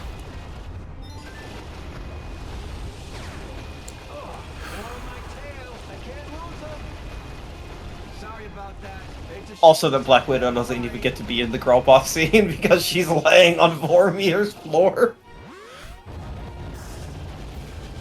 Do you like that angry Gamora that has nothing to do with anyone is in the girl boss scene? Because you're not meant to think too hard about it? Oh my god. That whole movie, to me, is encapsulated in that girl boss scene. Like, that is it. That's the movie. I really hate what Endgame did with Gamora, and I think it's a massive achievement that Guardians 3 kind of saved that plot thread by making it something that I cared about again. She was gonna die in 2, and then Marvel said, actually, please keep her alive. We want to kill her in Infinity War. And James Gunn was like, okay. And my understanding was, when he said okay, he had not also been told in the same breath, and then bring back another version in Endgame. Is that he got told that months later. I also remember him saying that he was happy that Taika did him a solid by getting the Thor away out of the fucking Guardians. Yes. Because his plan was to just open the movie without Thor and never address it. Hell yeah. That's some luck of the draw that Peacemaker meant that Thor went first.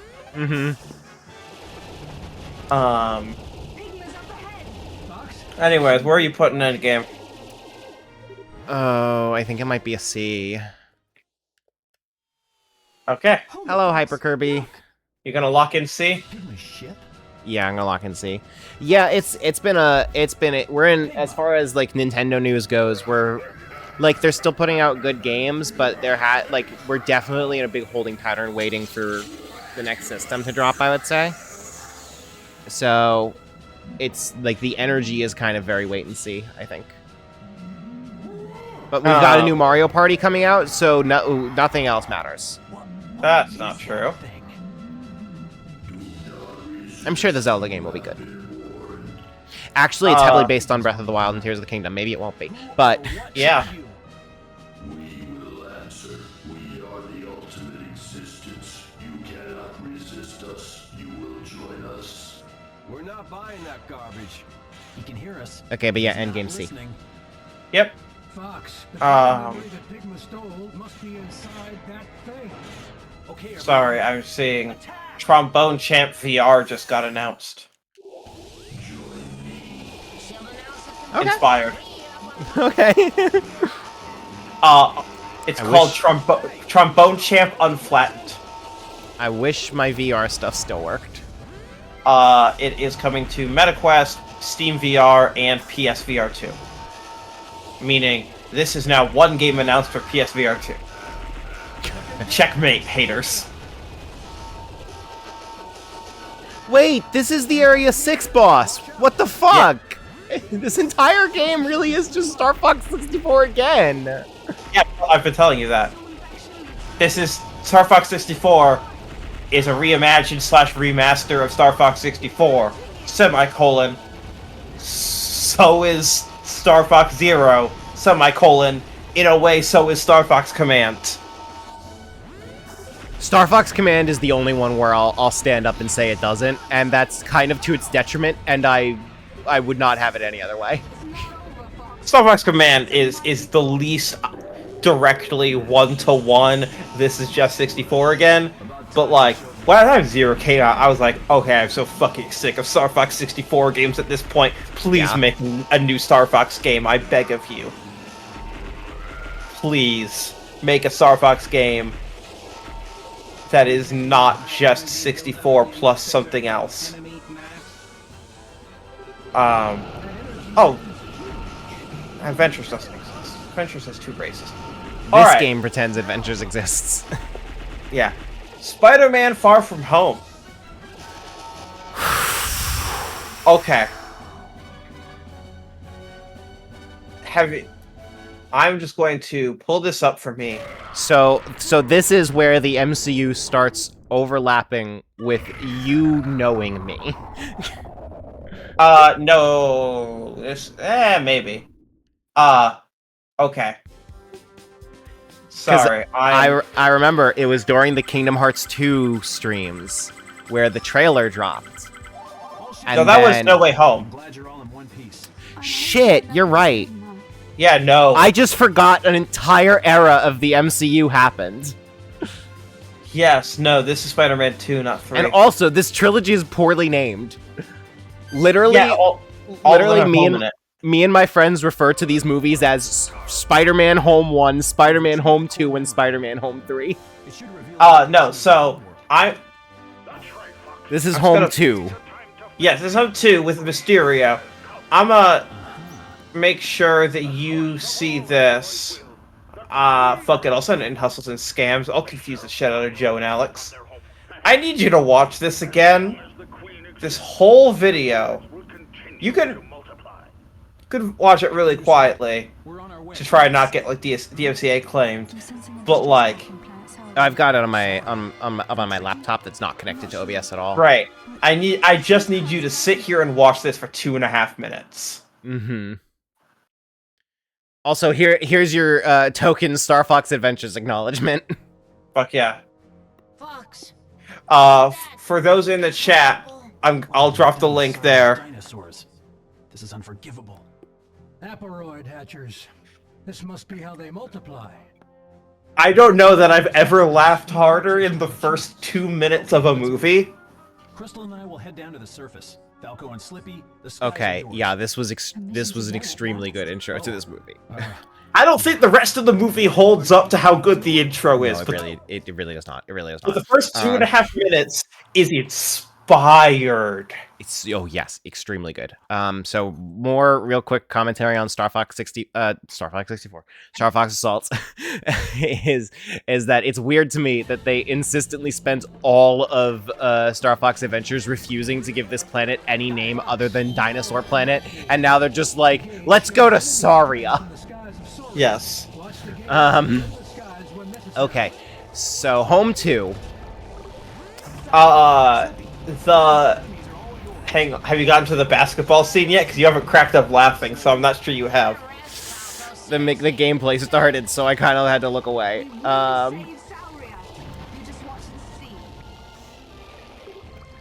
Let me just skim back towards the basketball scene. Okay, that was extremely good too. Yeah, this whole thing is inspired because they have to explain the blip and do that for the entire MCU, but do it from the perspective of high school. Okay, well, so another thing I must say about this scene is that I have always, like, when I saw this, I was literally in the theater watching this bit. Yes. Assuming that they were calling it the blip as part of the whole, from the perspective of high school students, and that was what they were calling it. And then it went, no, that's what it's called. Yes, that's the name Kevin Feige came up with. I think that it just feels to me like the rest of the MCU did not pick up what they were putting down. No, it did not carry that energy of the tuba player getting fucking conked with a basketball. Okay, before we talk about what this movie doesn't do well, I'm going to do the thing that everyone hates, and I'm going to tell you my favorite jokes from this movie, because there's two of them in quick succession. The first is the inspired, what are high schoolers going to do with the blip bit of, they go on the plane and one of the high schoolers tries to order booze, and then they get called out that their ID is now wrong because they blipped. Mm-hmm. And the second thing was like 5 seconds later, where the teacher said, yeah, I thought my wife blipped, but she really just pretended to blip so that she could get away from me. That was 3 years later. Inspired. Also, yeah, Dr. Dead brings up in the chat, this is the third fucking mission with this exact objective scheme. Yes. Out of 10 total. Yes. There are 3 movies in this movie. There is post-Endgame grieving Iron Man and dealing with the potential expectations of becoming, taking on some of his leadership mantle, and also giving a 17-year-old an arsenal of nuclear weapons. Mm-hmm. Bold decision. There is Mysterio. I like to rationalize it as I don't think Stark expected it to happen as soon as it did. Because he didn't exactly plan to die when he did.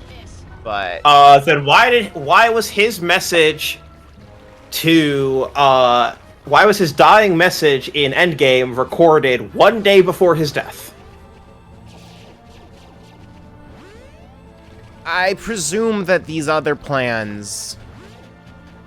Well, these other plans must have been set up long before that, because until 10 minutes before he died, Peter was dead. I got nothing for you. I got no idea. This is the thing about the Sony movies. They all have some bullshit like this. They all have something like event like Spider-Man: Homecoming opening with 9 years later, and it makes no sense. They all have some bullshit.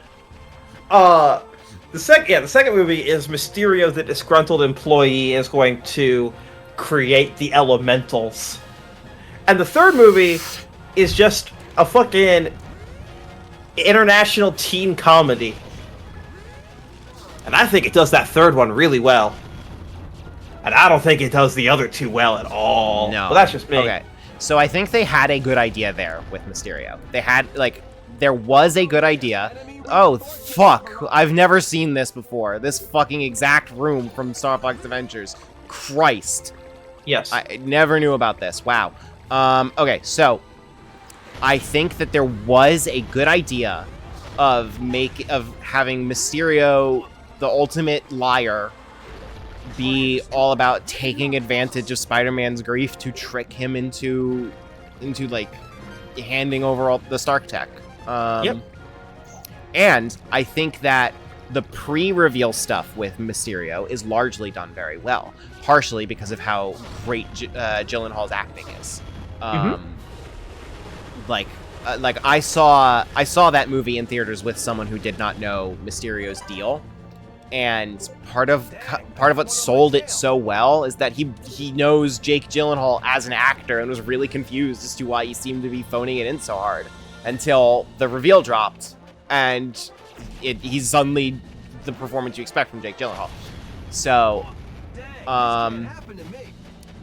there's good ideas in there. After the reveal, Mysterio just sucks.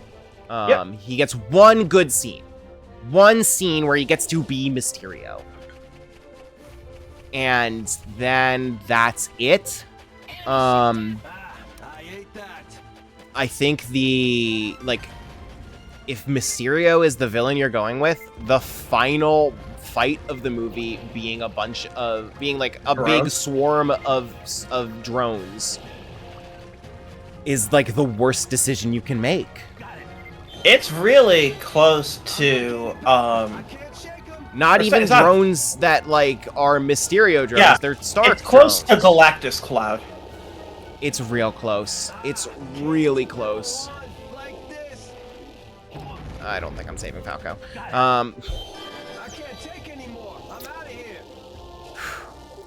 And I'm so mad at how Mysterio turned out there. Have you played the video game based on the Raimi Spider-Man 2? Yep. That is such a good Mysterio in that game. And that was the first place I ever saw Mysterio. And so I was so excited for this movie. And it let me down so hard. It's got, and like you said, that whole teen field trip side of the movie, it succeeds at that. I will not take that away from it. Yeah, no, all that stuff's really good. The comedy is really good. Yes, everything with the teachers inspired. Most of the stuff with the classmates inspired. How the fuck do I get to this spawner? This is Slippy. How the fuck do I get to this spawner?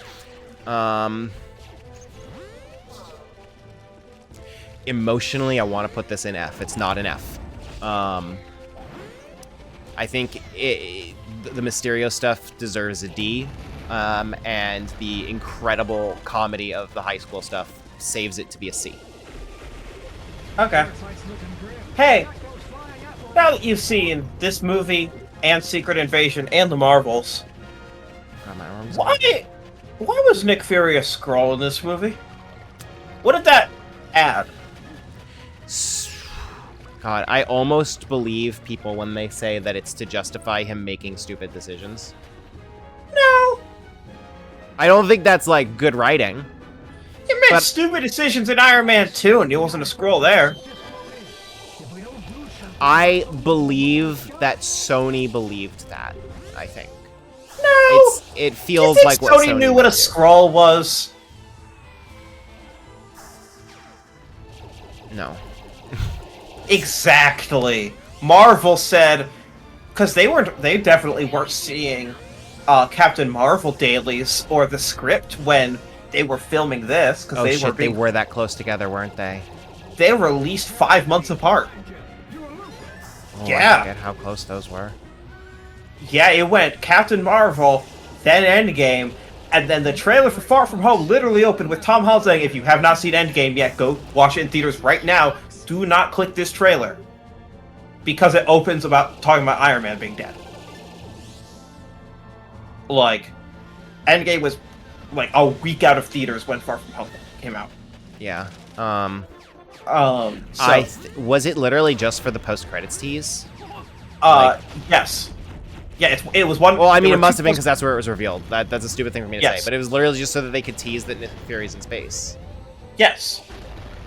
Yeah, there's two post-credit scene. One is Nick Fury was a Skrull the whole time, and so was Maria Hill, and the second was J. Jonah Jameson, which was filmed 6 weeks before the movie came out.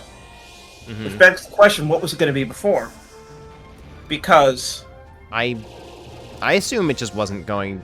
There just wasn't going to be anything of that scale before. I think they were just going to let it sit. No, they filmed all of the scene except for J. Jonah Jameson's footage during initial shoot. Oh, what was going to be on that billboard? Would it not have been largely the same scene, but they got J.K. Simmons last minute? That's not... The story that J.K. Simmons says is he got called, and this, as it got relayed to him, very shortly before the movie came out, they said, hey, we were looking at the end of this film, and it felt like there was a spot where we could actually have JJJ, and Marvel was like, I don't want to do that because multiverse, but it would be fun. And Sony was like, we should put JJJ in here if J.K. Simmons is available. And if he's not available, we just won't do it. And then they asked, and he's like, yeah, fuck it, I'm down. And they just recorded him on a green screen. Like, basically near his home. Mm-hmm. And then they just stuck it in the movie. Insert the meme boss Spider-Man 2 tie-in game had where Mysterio had 4 HP bars and the fight ends in one punch. That's the Raimi Spider-Man 2. It's so fucking good. It's the best Mysterio ever. Yeah, I don't know. The scroll thing makes no. It did not add anything. It didn't set up anything. Yeah, I guess what was that ending bit gonna be? Yeah, I got nothing. Because it's literally just J.K. Simmons' part was filmed last minute. You said, right? Yeah. I guess it might have just been Mysterio saying the whole thing.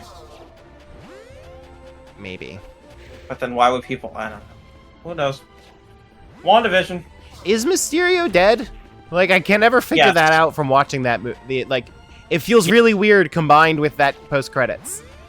Yes, he is dead. I feel like the movie doesn't convey that well. No, it doesn't. That's... Yes. Not... Many of these movies don't convey things well. Well, yeah. Okay, what was next? WandaVision. Well, next was the COVID pandemic. Want to put the COVID pandemic on this scale? It was like a D. Oh, so above F, though. I got a lot of personal benefit out of it, I'm not gonna lie. Okay. Millions and millions of people dying to Melanie's benefit. Yeah. Jesus Christ. WandaVision. Oh, okay, so... I wish I liked WandaVision. I do not. Oh, that's a shame. I appreciate what it is trying to do a lot. But I just... I found it really frustrating while I was watching it week to week. Of the angle that they were going for with the mystery around everything never felt right to me.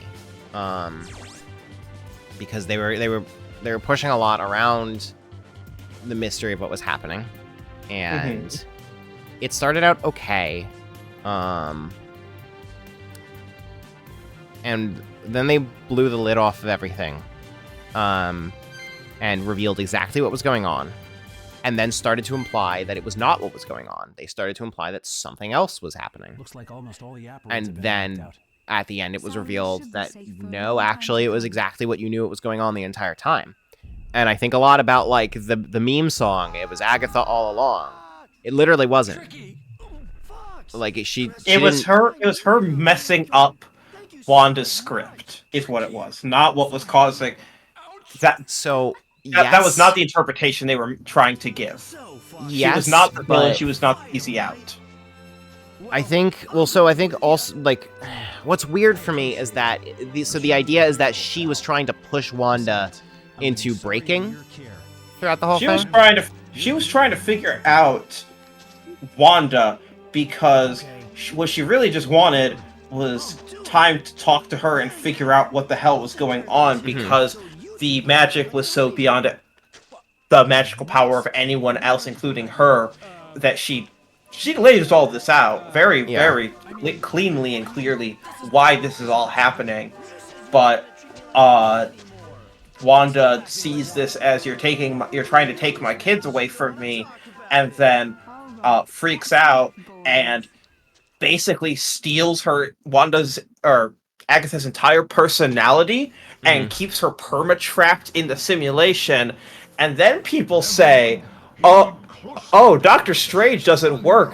Doctor Strange 2 doesn't work because Wanda, she went through her whole thing and she came back. And I'm like, she was a sociopath in that last Strange went the only way it could have after WandaVision. Wanda, she ends that not just by studying the Darkhold, but again, fucking like cruelly. You don't need the you don't need her studying the Darkhold at the end. Like, she is so like. Yeah, I do not understand the take that like Multiverse of Madness in any way is not a direct follow up on where Wanda is at the end of WandaVision. It's so funny, and like Elizabeth, it's mostly because Elizabeth Olsen says like, I don't see how this got from point A to point B, but I'm like, I think it escalates quickly.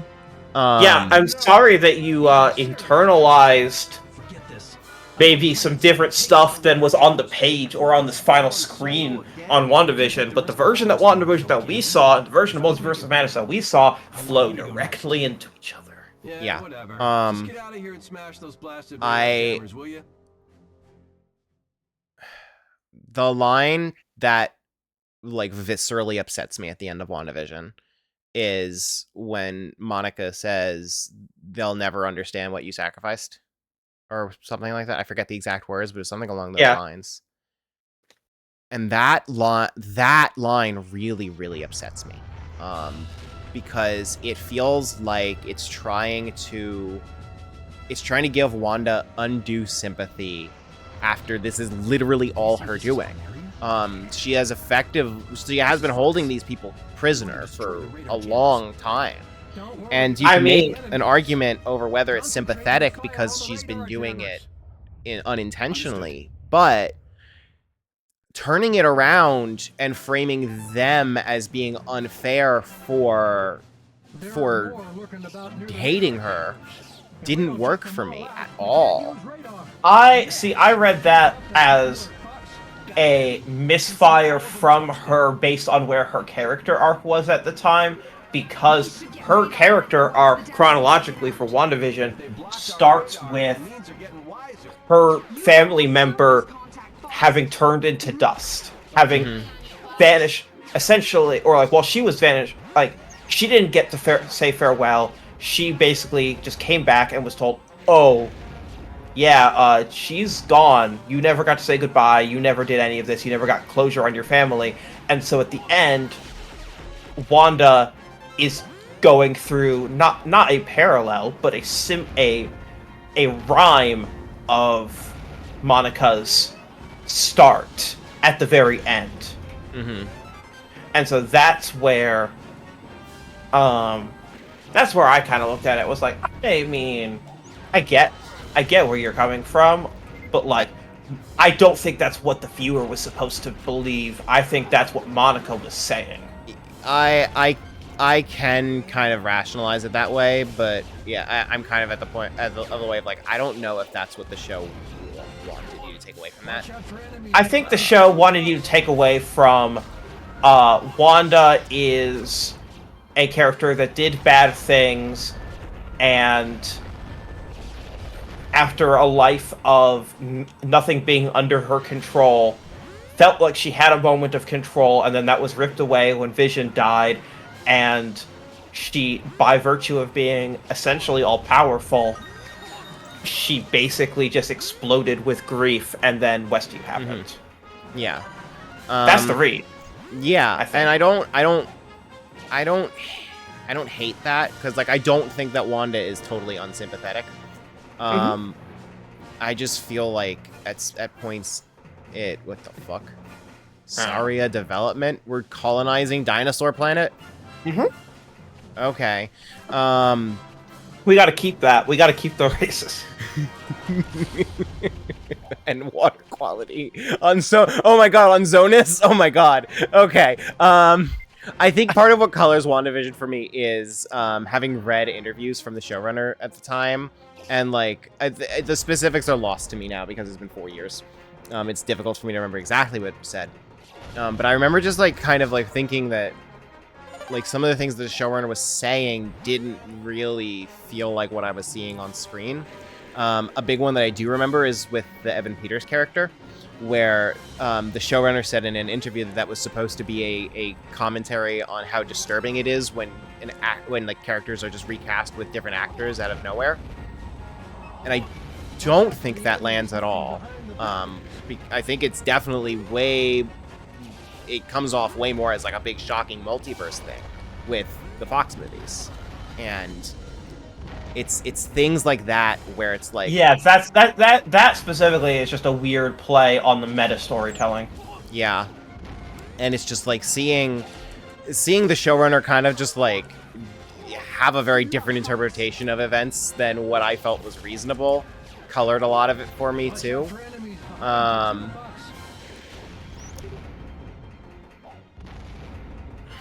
I think that okay, I still respect a lot of what it's doing, because for as much as I don't think it's succeeding, WandaVision is still trying to be a far more interesting story than 90% of the MCU. So it's like, I kind of hated it as I was watching it, but I think it deserves a C.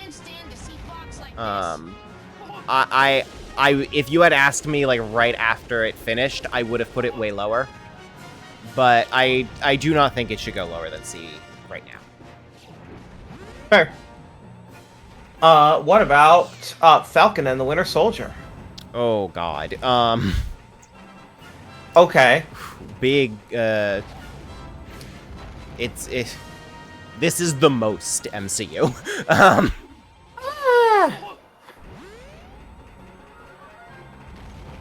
It's neither the best MCU or the worst MCU. It's the most. Our broker didn't need to be there, huh? No, not at all. It sure is fucked up how that's how they decided. Oh my fucking god, I rolled off the ledge again. I think it's really fucked up that that's how they decided to resolve the ambiguity of where Sharon was in Civil War. Uh-huh. I think it's a weird choice that, like, a writer decided to do that. Like, that was a conscious decision.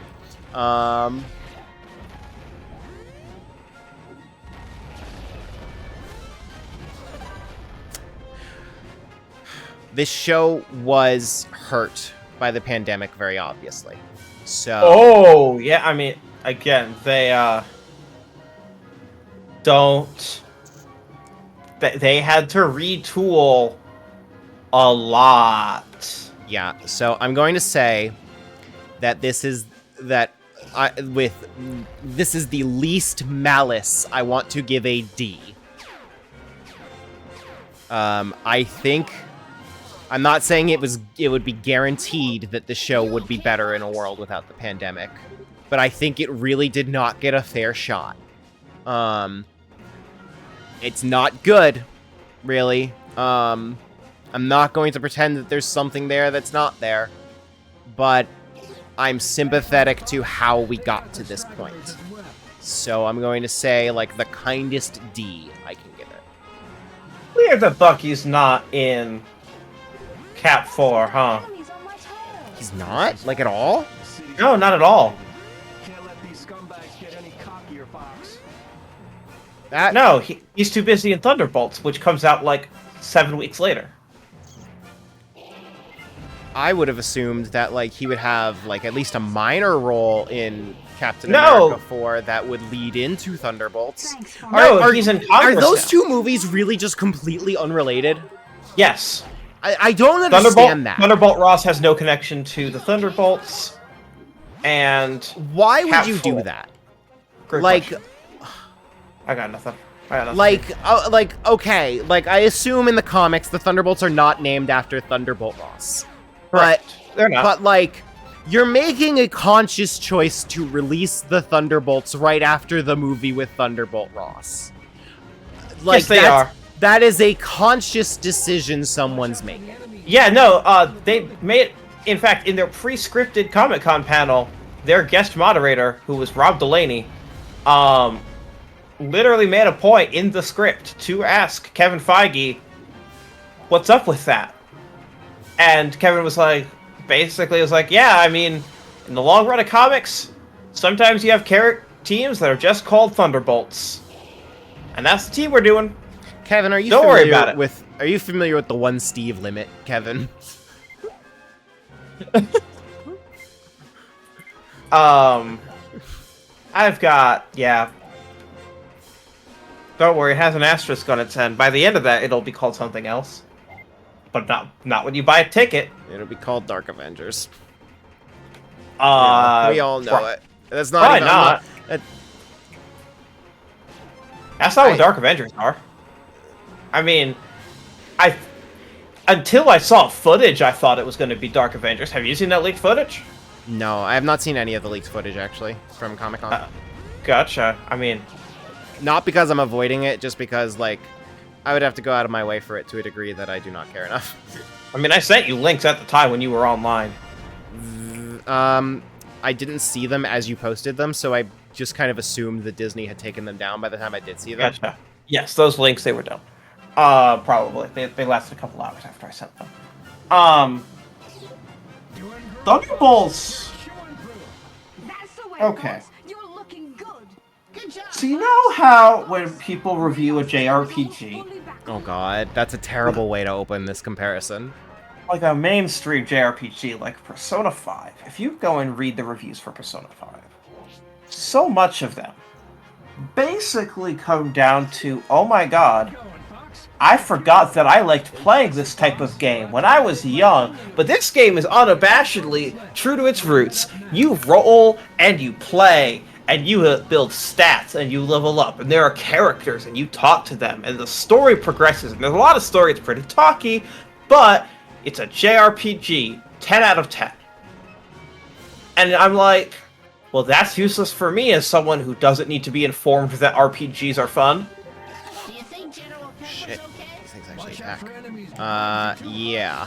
And so RPGs are just useless for me.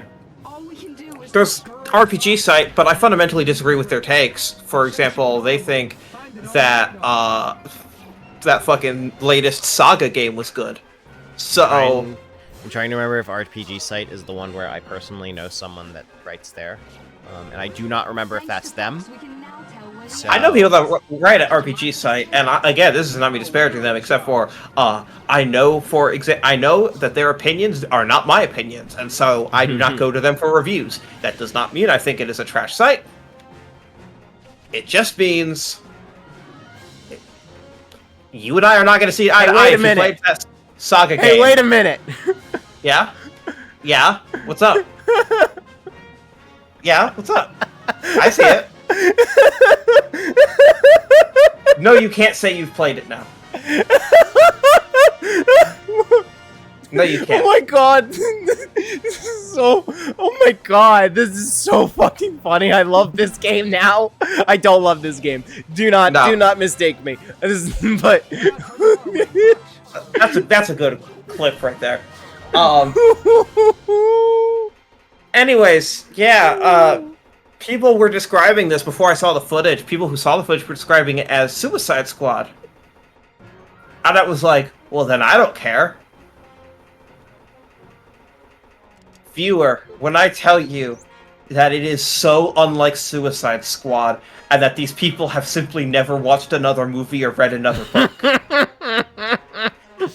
These people have simply never seen a story about anti-heroes before in their lives. You suddenly love this stage. You're fucking new. Yeah, I can say that. These motherfuckers just need to become more literate, I swear to God. Mm-hmm. Well, it's a lot like someone recently, I don't remember what context I heard this on. I don't remember if it was like on stream or with some of my friends on Discord. That was the worst explosion animation I've ever seen in my life. Right. It's very bad. You're a pitiful sight. But like someone recently said that like Overwatch is a MOBA. It's not someone that had played it. It was someone that had heard other people talk about it, and they said that someone that they knew that played Overwatch would say it's just like a MOBA, and I had to translate that in my head to it has skill cooldowns. Yes. And that... Yeah, people are dumbasses. Why is Fox's mouth animated but not Wolf's? Don't question it. Don't worry about it. Anyway, this exact moment is why we chose this game for Wolf. Disappoint me. Don't worry about him. All right. Well, yeah, So- that is the vibe that I get from people talk like with whether you're saying for Thunderbolts of like you need to translate what they're saying into what it actually means. What they're saying is it's a bunch of... I mean, you've seen the character roster, right? Yeah. Yeah, it's a bunch of fucking people that have done bad things in their life. That's it. That's what people mean when they say it's Suicide Squad.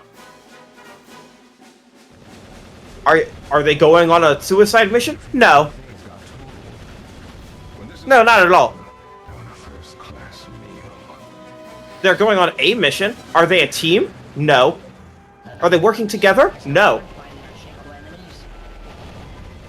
No. The trailer shows all of them being sent individually to do the same mission. And then they meet up there and have a fight. Really? They're not even like actually on a team. They're gonna be a team. They're going to team up once they realize. All right.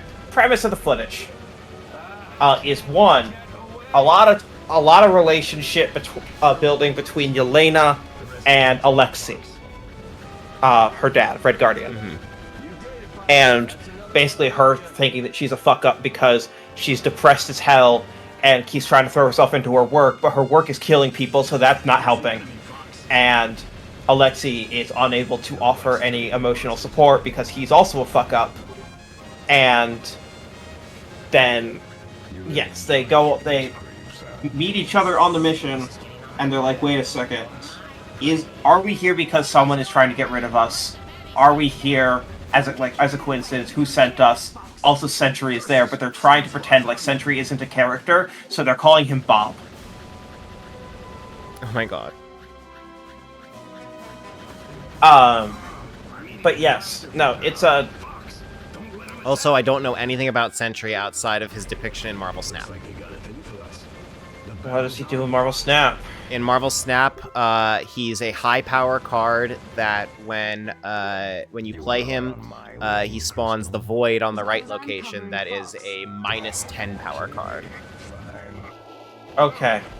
I'm just gonna read Wikipedia's list of abilities because I don't know how else to explain this. Reality manipulation, matter manipulation, superhuman strength, speed, endurance, agility, reflexes, senses, and durability. Enhanced senses such as night vision, microscopic vision, telescopic vision, infrared vision, and X-ray vision. Extrasensory perception, clairvoyance, soul vision, aura vision, and energy detection. Practical invulnerability. Psionic powers, astral projection, telepathy, telekinesis, teleportation, reincarnation, immortality, resurrection, regenerative healing factor, energy manipulation, weather manipulation, flight, heat vision, invisibility, intangibility, creating illusions, biokinesis, and creating life. Okay, so he just does everything. Team affiliations: Avengers, New Avengers, Mighty Avengers, Dark Avengers, Horsemen of Death. Even Superman's telling you to chill with the powers. Yes. He started getting published in the year 2000s. Mm-hmm. Or in the year 2000, exactly. Anyways, his name is Robert Reynolds, and so their Marvel Studios is calling him Bob. and telling the actor, "You can't say anything about this." It is very funny. Even though it's like an open secret that like everyone knows that Sentry's in this movie. Yeah. Hold it. Yeah, it's been reported on a lot. But so was Jennifer Garner in Deadpool and Wolverine. Disney themselves told the U.S. Copyright Office that Jennifer Garner was in this movie a year and a half ago. For Deadpool and Wolverine, and Marvel still tried to deny it. It's weird. It's weird. Speaking of Thunderbolts, rank Black Widow, please. Oh, this one's tough. Is it? I think it's a movie that I like more than I think it's good. I think there are things in it that feel real weak, and I love it. Why is this happening? I think Taskmaster's real weak. And I think that Look, Taskmaster's always weak. Speaking of the character that has all the abilities. Fair. I think that what the fuck's his name? Ray Winstone. The fact that it's like Drokev or something. Yeah, I think Dreykov. the meta theme of him is interesting, but I think like some of like his actual on-screen presence felt strange. I'm not sure I really like. I'm not sure I really liked the way that like things played out with him. But I love the movie a lot. It's a really good movie. There is one thing that I've always felt was a massive missed opportunity in the movie, which I'm going to take this opportunity to nitpick about because it's like the one thing that I think would have made the movie, like, you know, forget everything else, everything came together. It's Red Guardian spends the entire movie talking up having faced off against Captain America. And it's like, it's funny that it's ambiguous whether he's telling the truth or not, and I don't want them to have confirmed it one way or the other. But there really, really should have been a scene where, like, he's in the room with Taskmaster, and Taskmaster pulls out like a shield and starts doing Captain America moves. I really wish that had happened. That would have been a good closer to the bit. Yeah. Yeah. I'm gonna give this an A. Okay. Emotionally, it's an S, but I don't think it fits in S. And I thought everything post Endgame was bad. Shang-Chi. Shang-Chi's pretty good. Fuck yeah, it is. Have you rewatched that bus scene? I think I did rewatch that bus scene. That bus scene is top 5 action pieces. I think it's missing like the S tier X factor for me. The part where the dragon doesn't end up in the movie? You mean the part where the movie ends with the family conflict? I didn't hate that. I kind of liked it ending with family conflict. But no, that's what I'm saying. It doesn't. It ends with the dragon shows up and has a big CGI third act fight after the fight with the dad. Yeah, I didn't remember how the movie ended and was trying to reconstruct it in my mind. And when you described that, I said, "Yeah, that's the natural way for that movie to end." No, the dragon shows up and eats the dad. Yeah, you're right. Fuck that. Yeah. No, I gave it more credit than deserved for the parts that I didn't remember. The part where it's like an A or S tier movie until the dragon shows up, and then you're like, "What the fuck are we doing?" Are you all right? Also, yeah, Dr. Dead, that fight sucked so much. Oh my god. But yeah, Shang-Chi goes an S. Not S, A. Okay. Yeah, if it had nailed that landing, it'd probably be S. But I think Marvel's.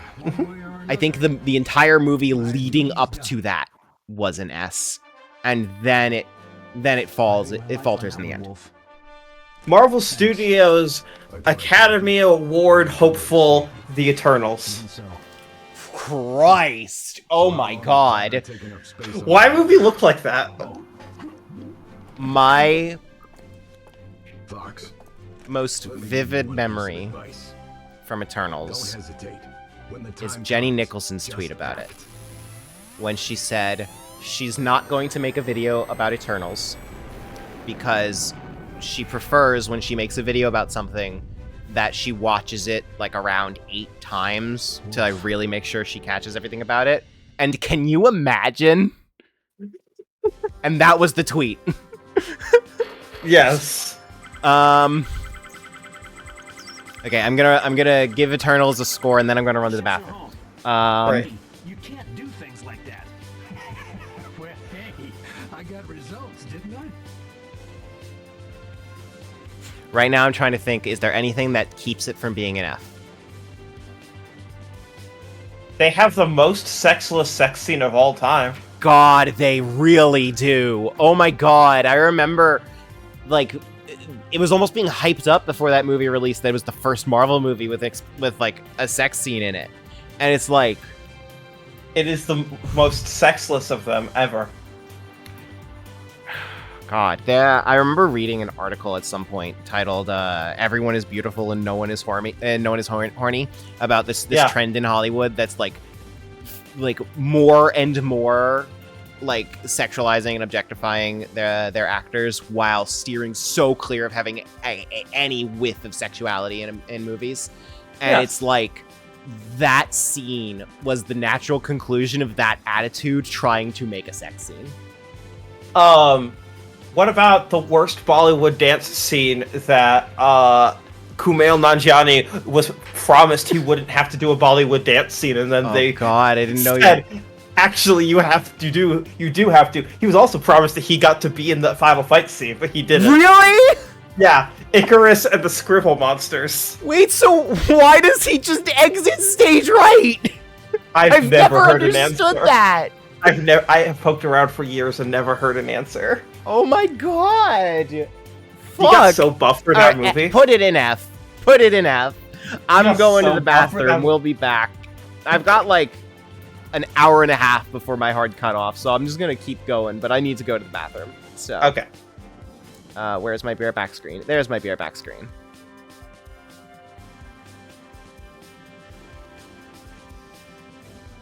If by Yujinaka's School of Design you mean like an alley in the back of a Hooters. Me neither. Wait, what? What? Yeah? What? Okay.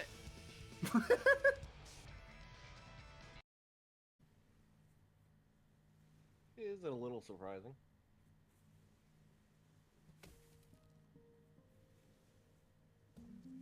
They used to say, Joe, you'll never that. And you know what?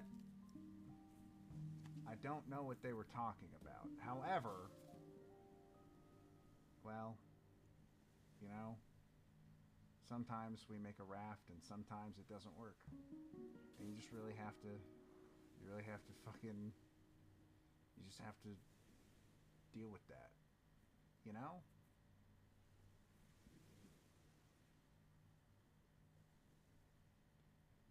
I also don't know. I cannot keep up with Puzzle League, Joe. You think I can? I am Puzzle League Joe, and you think I can?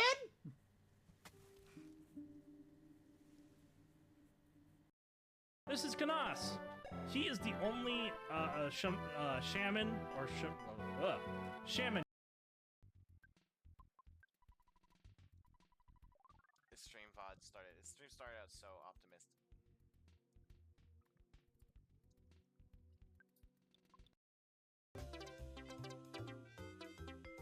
There's no way I got that right.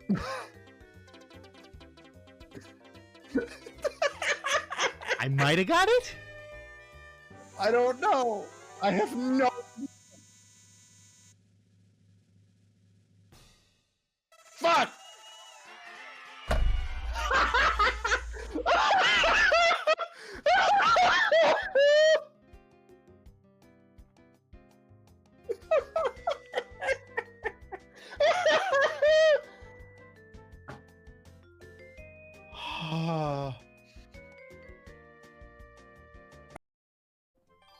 Fuck you.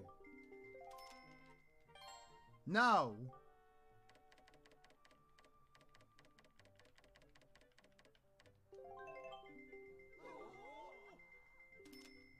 Okay, this should help. None of you have boats! Fuck off! I'm the one with the boat!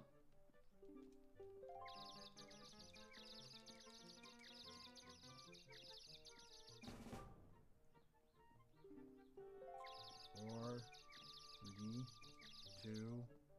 Don't you fucking dare. How dare you!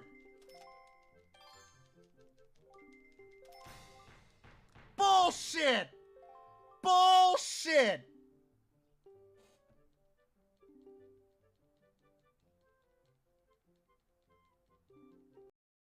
For old man. And like the Splatoons would be still pretty young. Joe, do you need another round? Joe? You okay there, bud? Alright,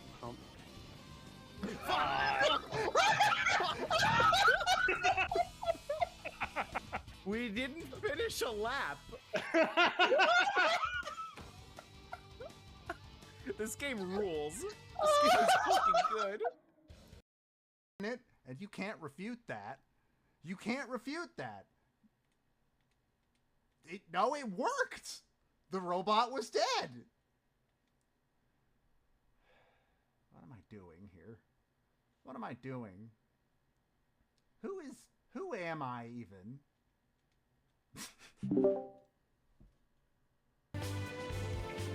Sometimes I like to use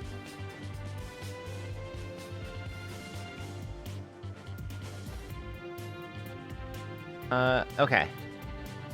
We should be back now. Yes, we sure are. Alright. Controller. There's my controller.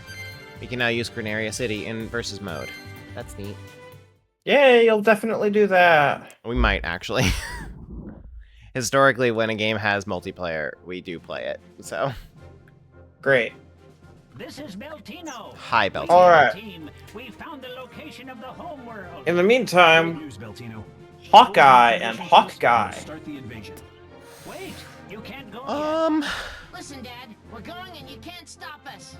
Yes, I know. It feels like a B, but B tier is getting really bloated. Is that just your vibe, or do you remember everything that's in B tier? What? Self-destruct program? It's my vibe. Okay. That says to me it's not getting very bloated. I'm not telling you. I'm just, you are directly commenting on how full a tier is, and because you are explicitly not seeing what's in what, I'm just curious about that. Yeah. Okay, I guess what I'm really feeling is that I feel like I'm avoiding C tier, but I don't think this is C tier. Because I fucking love Haley Steinfeld. It's a great Christmas. She's so good. It's a great Christmas romp. You've got Echo and Vera Farmiga and Jack Duquesne chewing scenery, almost literally. You've got Kingpin. You've got Yelena. Yelena and Hawkeye is everything. Yelena's interactions with Hawkeye are all incredible. I've never really liked how they integrated her into this. I mean, I don't know Valentina's character like at all, but I think that she kind of shoehorns Yelena into this show with like very false information, and that being Valentina's first establishing scene in the MCU. I know it was not intended to be that way. No, that was intended to be the first. What was actually the first was recruiting U.S. Agent. Oh, that was the accident. And I had not seen that at the time when I saw Black Widow, so I saw it as intended. Yes, really? Yes, you saw it as intended. Falcon and the Winter Soldier actually ended up being a much better introduction to her because it gave her enough dialogue for the average viewer to understand. Okay, there's the tag at the end of Black Widow was literally just like it was kind of a replication of Iron Man, right? It's like if you don't know who that's playing, like who Nick Fury is, that's fine. It's Samuel L. Jackson, and there's a mission. And if you need to know more right now, you can go online and search who was that person, and there will be a million people telling you. But Valentina's doesn't work for me because she's just lying, and I don't like. I don't know. I don't know enough about her character. She's definitely not telling the whole truth. What whole truth could she possibly know that she wasn't telling? I don't know. They've been. What happened on Vormir? There were no. The MCU has been remarkably ambiguous on how much the Avengers actually told anyone about what happened. No, actually, they published a whole book in the real world telling you what the Avengers told the public happened. Oh my god. This is getting out of hand. Because Ant-Man and the Wasp: Quantumania answered that question definitively. Everything public about it came from Scott Lang. That came after, so it doesn't make up for how I felt coming out of Black Widow. But okay. I feel like it was a very bad introduction to the character. And because of that, I didn't really love the way Yelena was integrated into Hawkeye. It feels weird for them to know. She got hired by Hawkeye's mom because Hawkeye's mom was told by Fisk to kill Clint. That's explicit and told on screen. Hawkeye said to hire a Black Widow to kill Clint, and so Farrah Farmiga, the mom, did. Okay, so that's not my problem. My problem is more that Yelena's personal stakes of being told that he killed Natasha. Like, I don't understand how you know that detail without knowing the full context.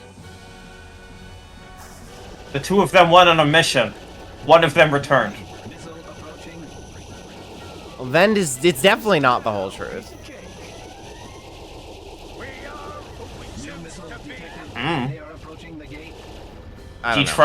Do you, Melanie, trust anything that a CIA director says? That she is the director of the CIA. I'm trying to think if I believe that Marvel believes that I should. I don't know if Marvel believes that I should. Did you see Wakanda Forever? Yes. Because Marvel made it very clear that the CIA and Valentina are not aligned with what the audience's perspective. Again, that was later. Yes, but again, once again, they set up S.H.I.E.L.D. over time as well. I'm telling you the story. They told you the story in pieces, but you have the whole story now. She is a non-trustworthy character who is from the CIA, which Marvel admits you shouldn't trust. It also probably does not help that everything that character has been in I've seen wildly out of order. Yes, also, again, you have seen Falcon and the Winter Soldier, where you saw everything that U.S. Agent went through, and then saw Julia Louis-Dreyfus look at U.S. Agent and say, I want me one of him. Yes. I also had that was also a second monitor TV show for me. That one I was not paying full attention to. Alright, well that one's on you. This is also Sector Z. God, yes. This really is just a remake. Yes, it is. It's a bad remake. Not that it's a bad game, but as a remake, it's bad at being a remake. It's a little bit of a bad game. It's not a terrible game, but it's also I think it's a mediocre game. I would agree with that. But okay, so it is trying to be a remake. Yes. I think it's a B. Lucky the Pizza Dog. Yeah. I remember a lot of that show. Kind of felt a little to me. I didn't. Tracksuit Mafia? You don't like the bro squad? I'm not big on that archetype. Have you? I'm assuming that you haven't read the run of Hawkeye that the show is very directly based on. I have never read a comic book. Oh Jesus! Yeah, I mean, no, it would not. Okay, it's not accurate for me to say I've never read any comic book. But Yeah. name literally any Marvel comic book. Probably never read it. Okay. The Matt Fraction run of Hawkeye is broadly considered to be one of the all-time greatest Marvel comic book runs, and it is what this show is very directly based on. Like, it takes its own liberties. That run does not have Yelena, that run does not have Echo. But it had, or Kingpin, I think.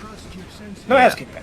But it is, Clint raises rich girl Kate Bishop with Lucky the Pizza Dog in New York around Christmas against the Tracksuit Mafia. And so as soon as they showed the logo treatment for the show, everyone was like, oh hell yeah, they're just doing the thing that everyone wants them to do with Hawkeye, taking the one run that everyone unanimously says, this is the Hawkeye story.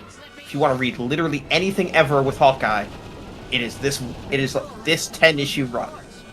And it's like 2 hours to read. And it's really, really good. Yeah. Anytime that I've said, like, I've considered getting into comics, like, I mean that for, like, the first fucking time. Yes. Like, I would be starting from zero. I mean, again, if you want a good list, I can work with you and get you a really good reading list. Maybe. And a reading list that you can knock out on a trial of Marvel Unlimited, which is, as I was saying earlier, one of the greatest. I've used up my trial of Marvel Unlimited, and if I elaborate, you will not be happy. Great. Would you like me to elaborate and upset you? No, I'm good right now.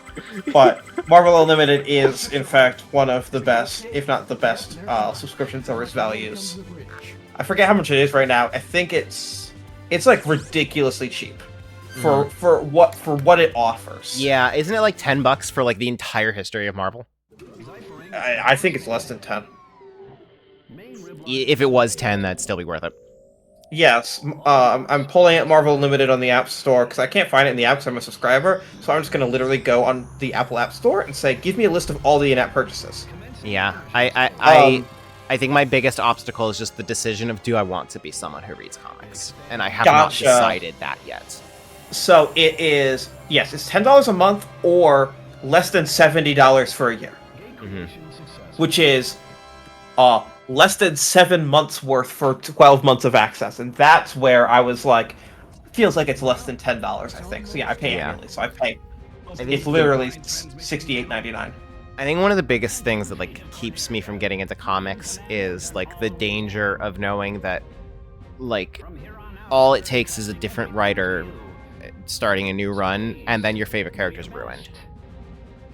Move on or go read another run of that character. There's so much. There's just so much. Like you just gotta treat runs as just one-offs, one-off season. The whole I'm capable of doing that. The problem is like if a new run launches, you don't know right away if it's gonna be good or bad. And you generally know within 2 issues. Okay.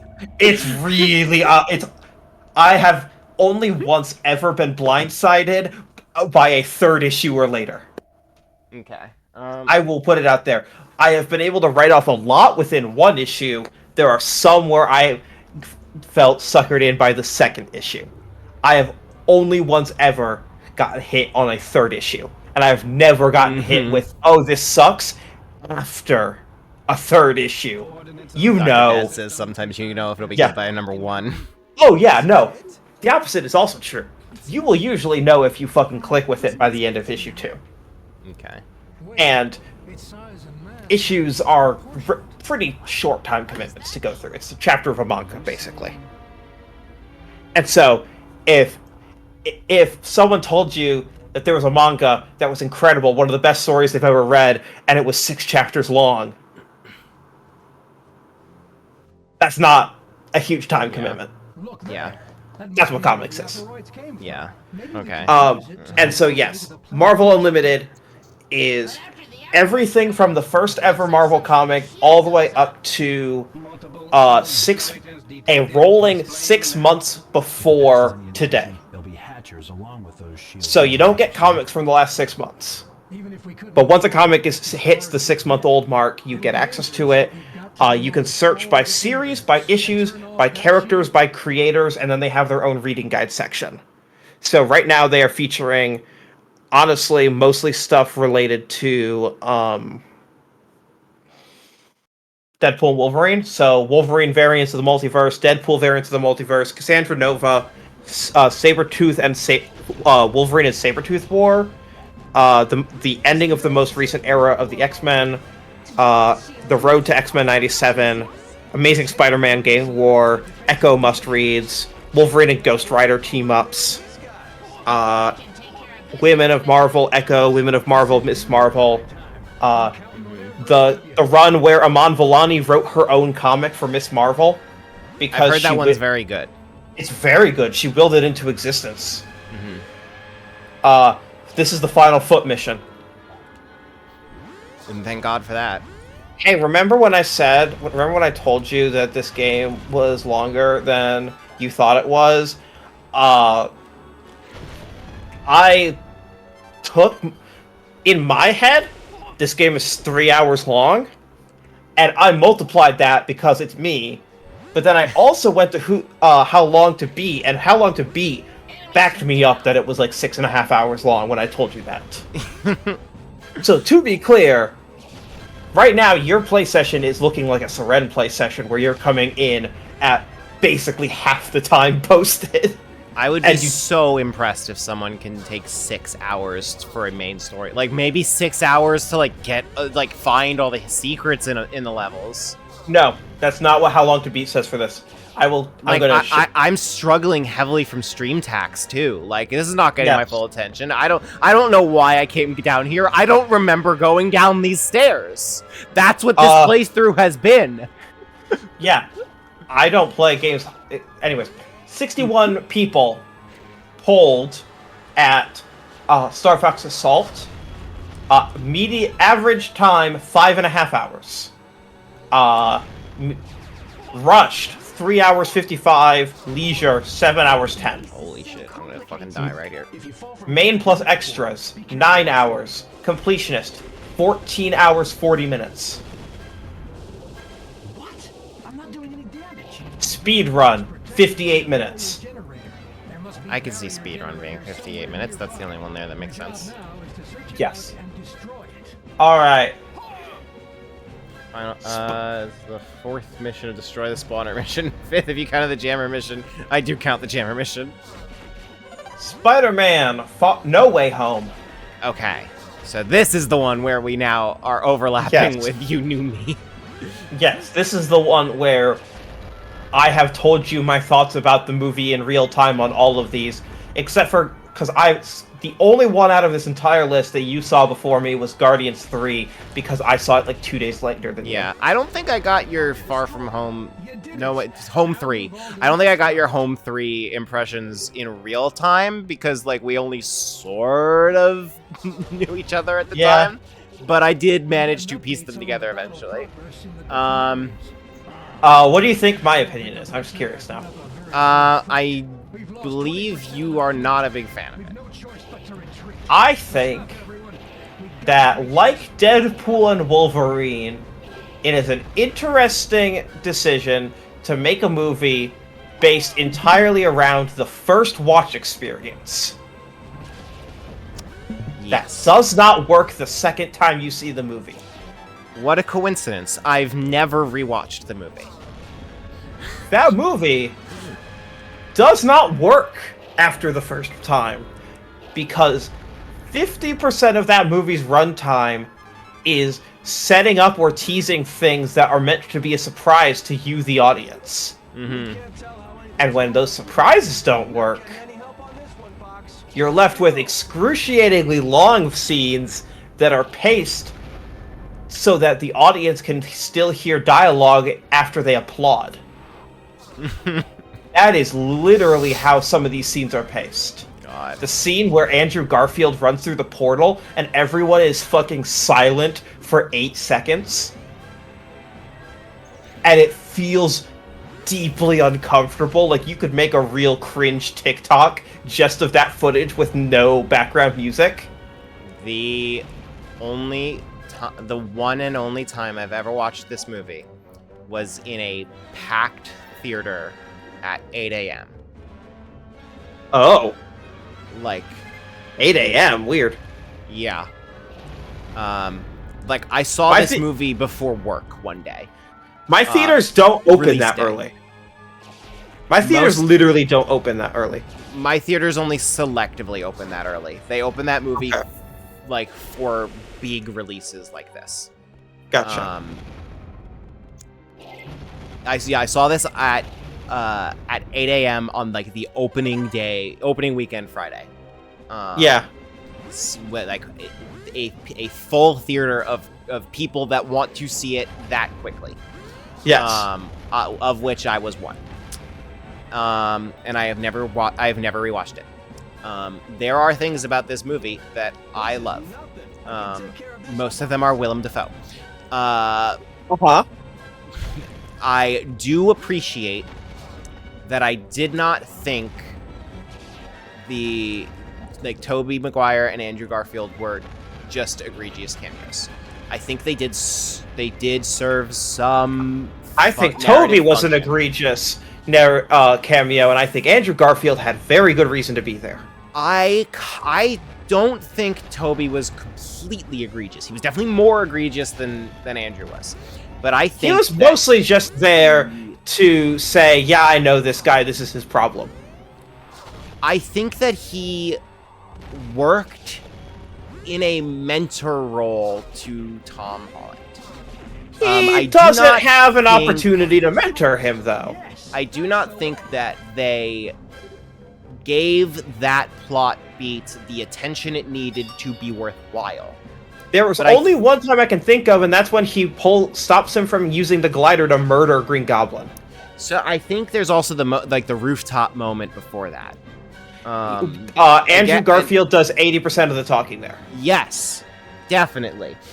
I'm giving the movie more credit than it deserves. Tobey is there as a nostalgia play. Andrew Garfield is there as an apology for never giving him a conclusion to his arc. Yeah. And I like what they do with Andrew a lot. Yes, I do too. Andrew is a great character in this movie. Mm-hmm. He is more than a cameo. He's a better protagonist in this movie than Tom Holland. Oh, I thought you were going to say that he is in his original films, and I was going to be like, finally, we can agree on something. That goes without saying, I think. He's not, like, sexually harassing someone, so that's good. Mm-hmm. Jesus Christ. Any movie from before 2020. Trying to find a year, and I just gave up. No, Yeah, Tobey is a step up from cameo, but, like, not even enough to count as supporting cast member. Yeah. Yeah, I mean, he does more in the final cut than, Charlie Cox. Charlie Cox does more if the deleted scene is there. I've never seen that deleted scene, I think. Yeah, there's one more scene that they put back into the movie so they could sell it to you a second time for full price. Really? I didn't with know no that. digital upgrade process. So if you already bought the movie on like Blu-ray or something, you don't get the extended cut with the one deleted scene. The extra deleted scene... that's not true. There's two deleted scenes. There's an epilogue and one extra Daredevil scene. And the Daredevil scene is him defending Happy Hogan against the charges about Stark Tech being used, while Happy checks his phone and sees the security alert of all the villains entering his apartment. Mm-hmm. Okay, got them. That was... yeah, that's the other scene.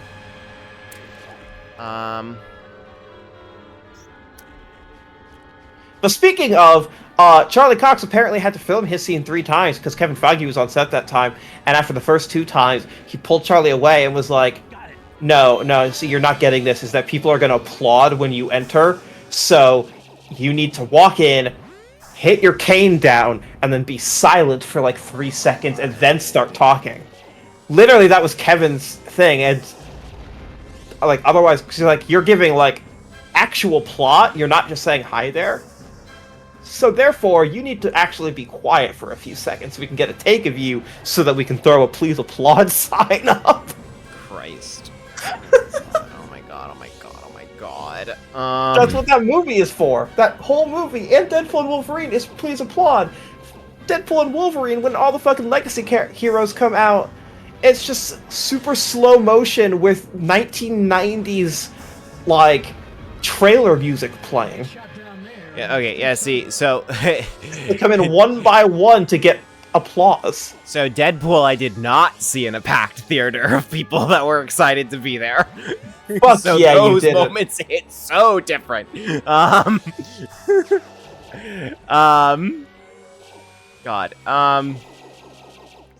Yeah, maybe I need to, like, rewatch this movie to, like, actually get it for real. Where the fuck is this objective?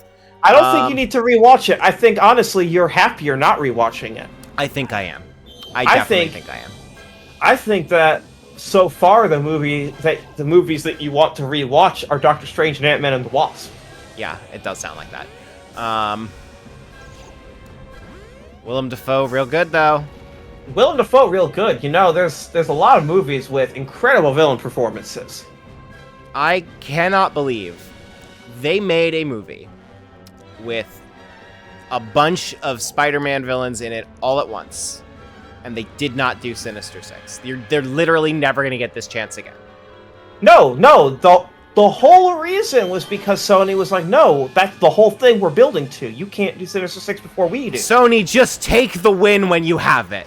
Just accept the W that Kevin's handing to you.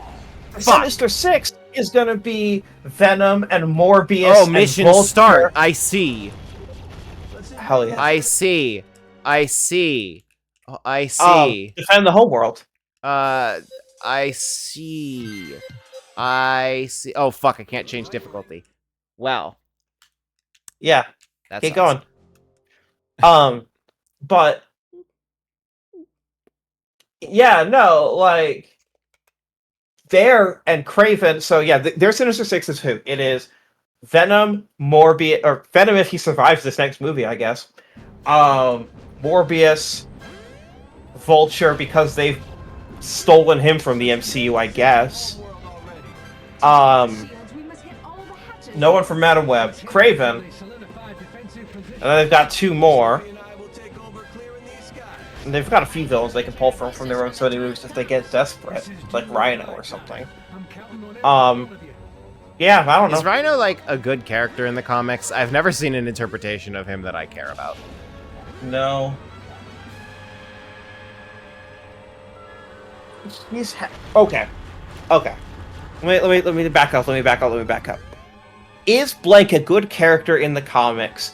Is actually a much trickier question than you might think for characters that have been around for decades. It's fair. Because there are runs of almost every character that are interesting and are liked by fans.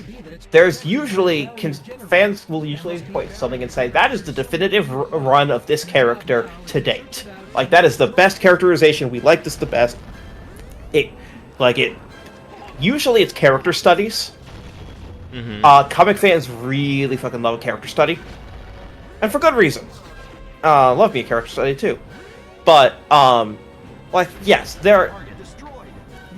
If you're asking, is there a run that could get me to be interested in any way in the pathos of Rhino? The answer is absolutely. Man gets trapped in big metal cage, basically, and can only interact with the world through violence and aggression. Like, yes. Yeah, there's pathos there. You can get there. There's runs of the comics like that for sure. Overwhelmingly, when he shows up, is he a character that people are excited to see? No. He's not like, oh my god, this one has Rhino in it. I guess what I'm really asking is there any justification to the way people talk about wanting to see Paul Giamatti as Rhino come back? Yeah, because Paul Giamatti's fun. And So- sure is, so and no, sure is not weird. really. Sure is weird that they tapped that onto Amazing Spider-Man 2, isn't it?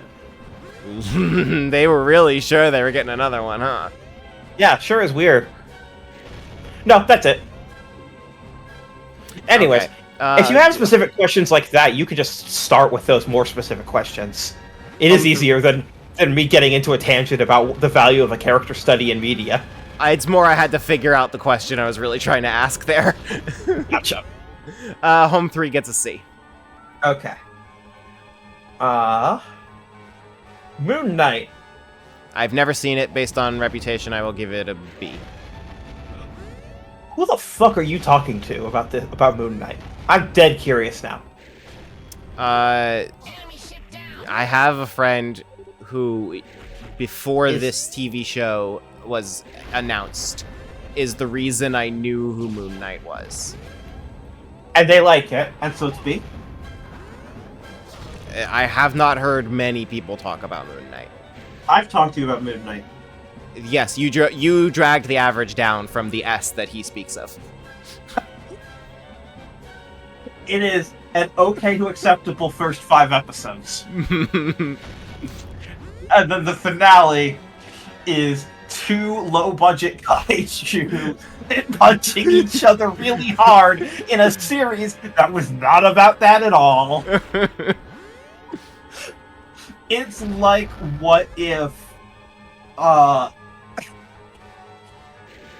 I'm trying to think, it's like, what if the Eternals literally just became 2 Celestials punching each other the hardest? It's basically like that sudden and like out of nowhere. It would have been a better movie, I'm not gonna lie. Moon Knight had its ending like clearly set up in episode 5, and then they swerved. Mm-hmm. They were like, and now we just gotta land the plane. And then the plane said, ooh, kaiju would be nice, though. Do the kaiju show up again? No. Are the kaiju true, like, actually explained in lore? No. Is it like a metaphorical guy? Who's to say? This sounds awesome. It's 2 people running up and down a pyramid while their fucking stands fight behind them in the sky.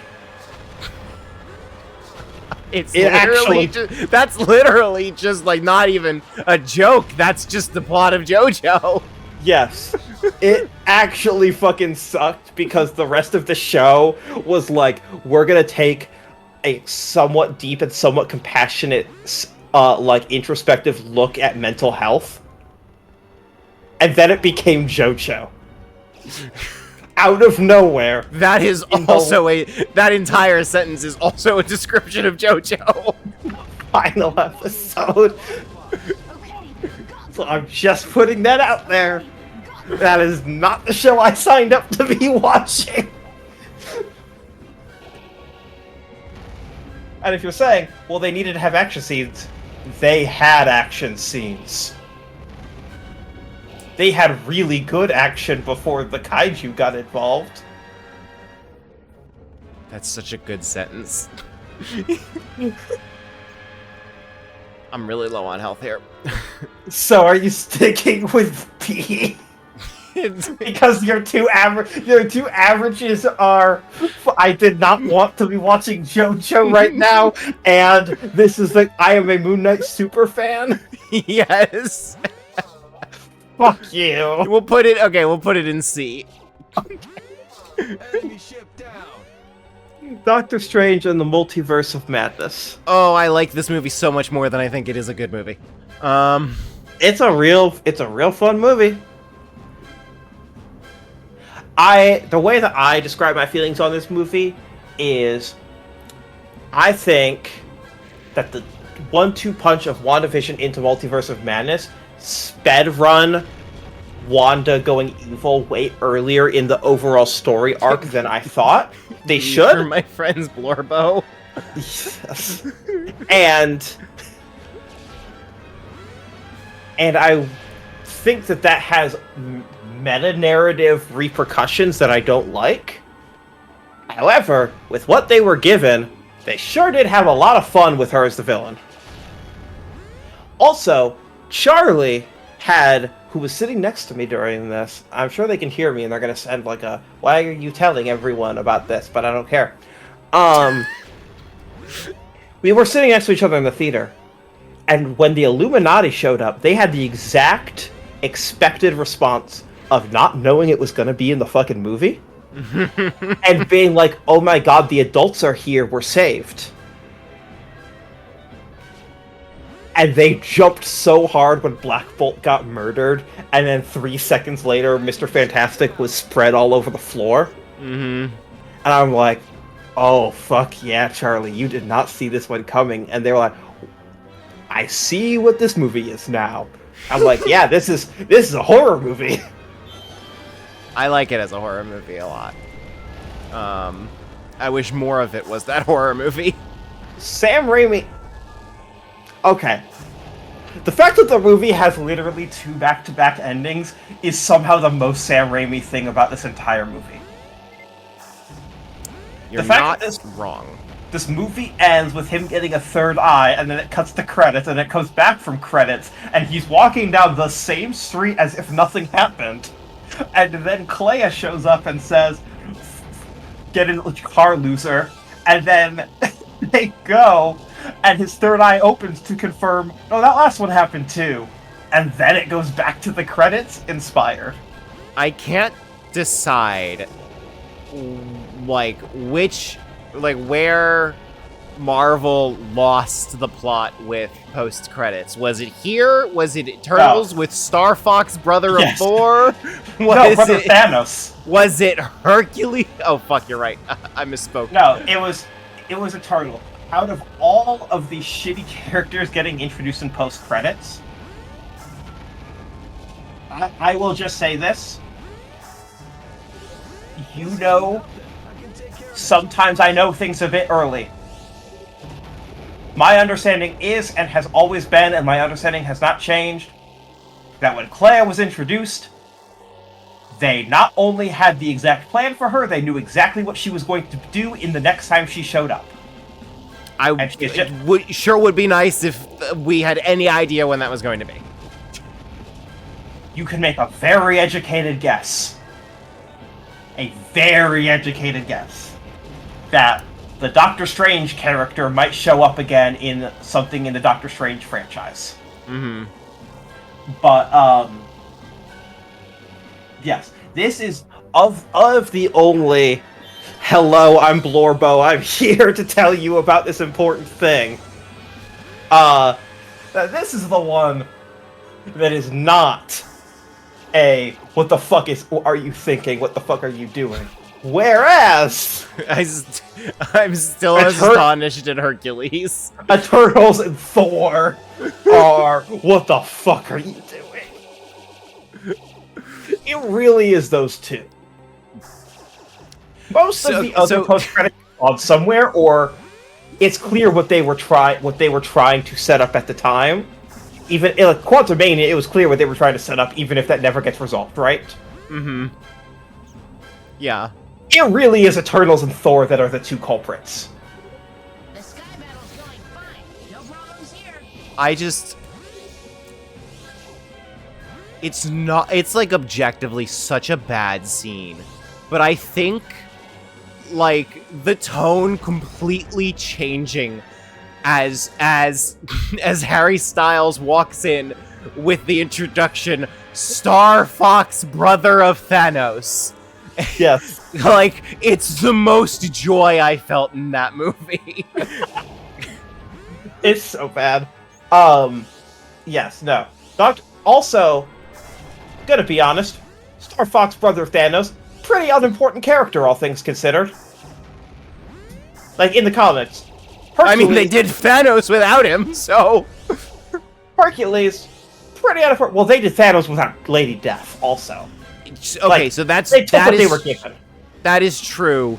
I truly do wonder if like, an MCU Lady Death would be accepted by like, mass market audiences.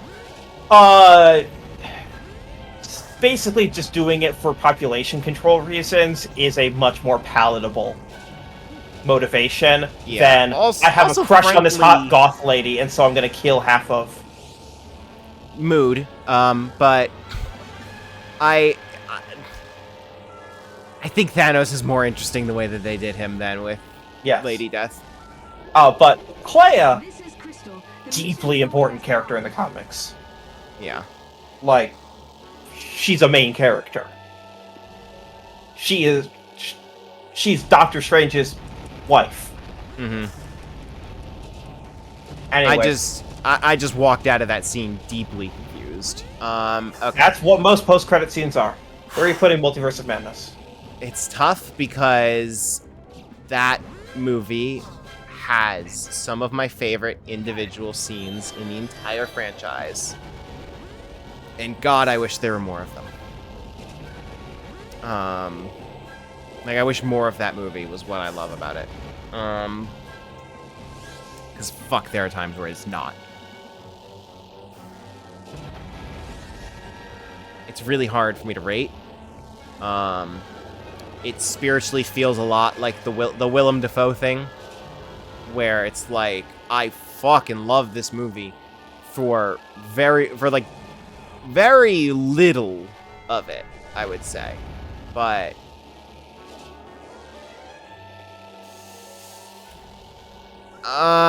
fuck it, I'll let my emotion win out on this one and put it in A. Okay. Werewolf by Night.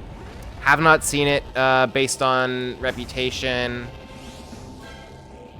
I feel like I can't put something I haven't seen in S based on reputation alone, but like, I exclusively hear that it's incredible. It's so fucking fun, dude.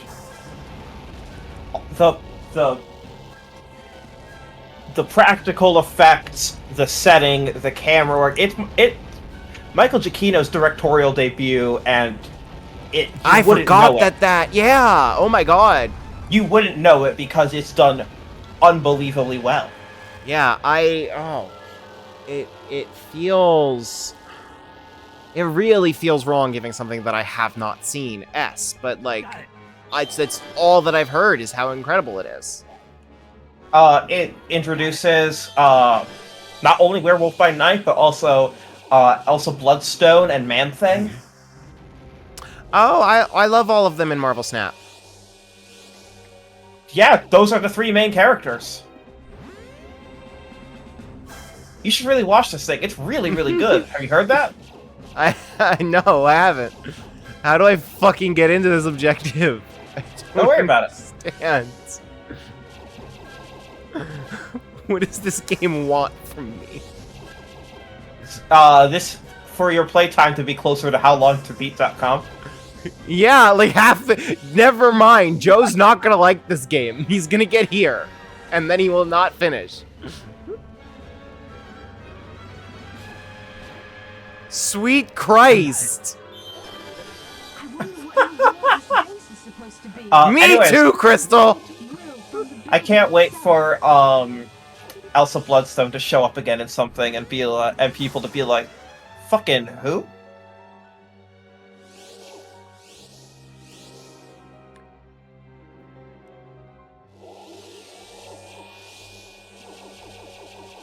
So are you putting it in S, or are you gonna hedge your bets and put it in A? I'll put it in S. Okay. Speaking of S tier, Thor: Love and Thunder. Not in S tier. Weird. Weird. Thought I could distract you on that one. Did these things just get called out for performance? Yeah.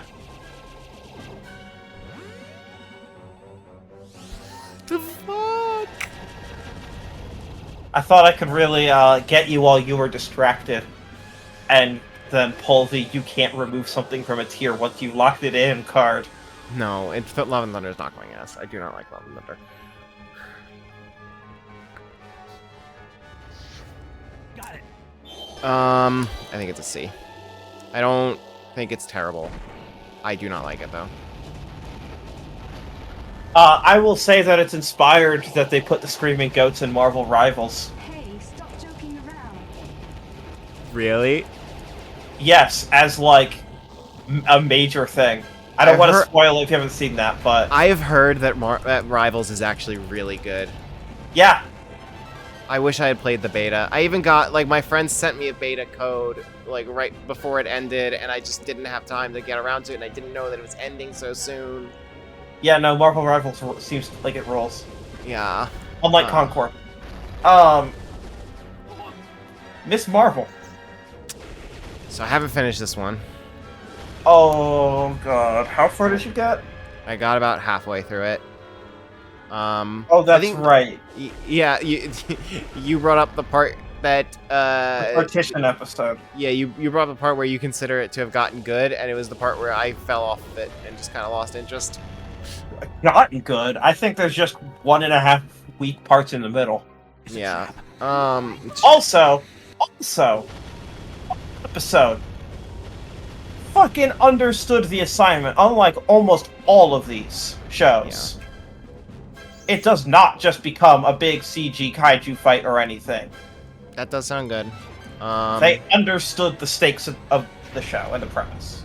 I'm not sure whether to rate this one based on how I felt about it when I stopped watching, or like take reputation into account, because it How does did you sound... feel about it when you started watching? I liked it. I didn't think it was amazing, honestly, but I liked it.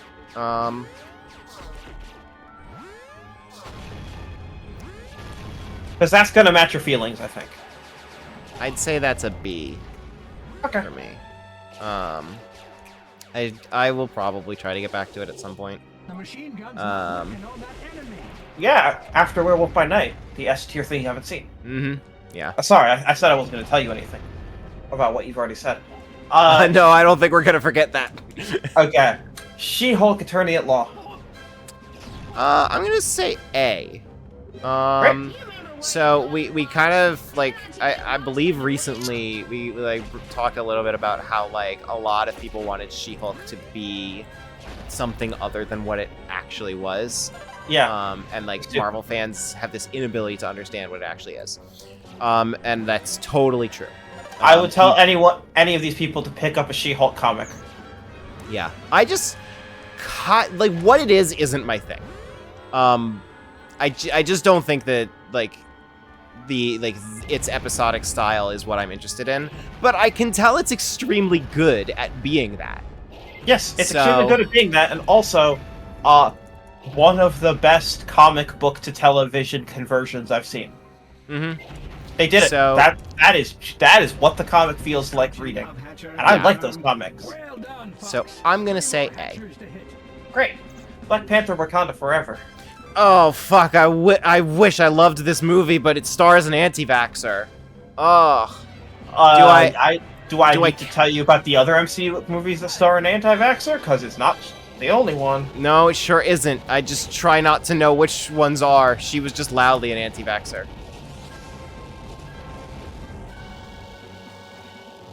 It's like, yeah. I know Evangeline Lilly is an anti-vaxxer, but I haven't really She liked is, any... because she just retired from acting, so. Oh, that's good.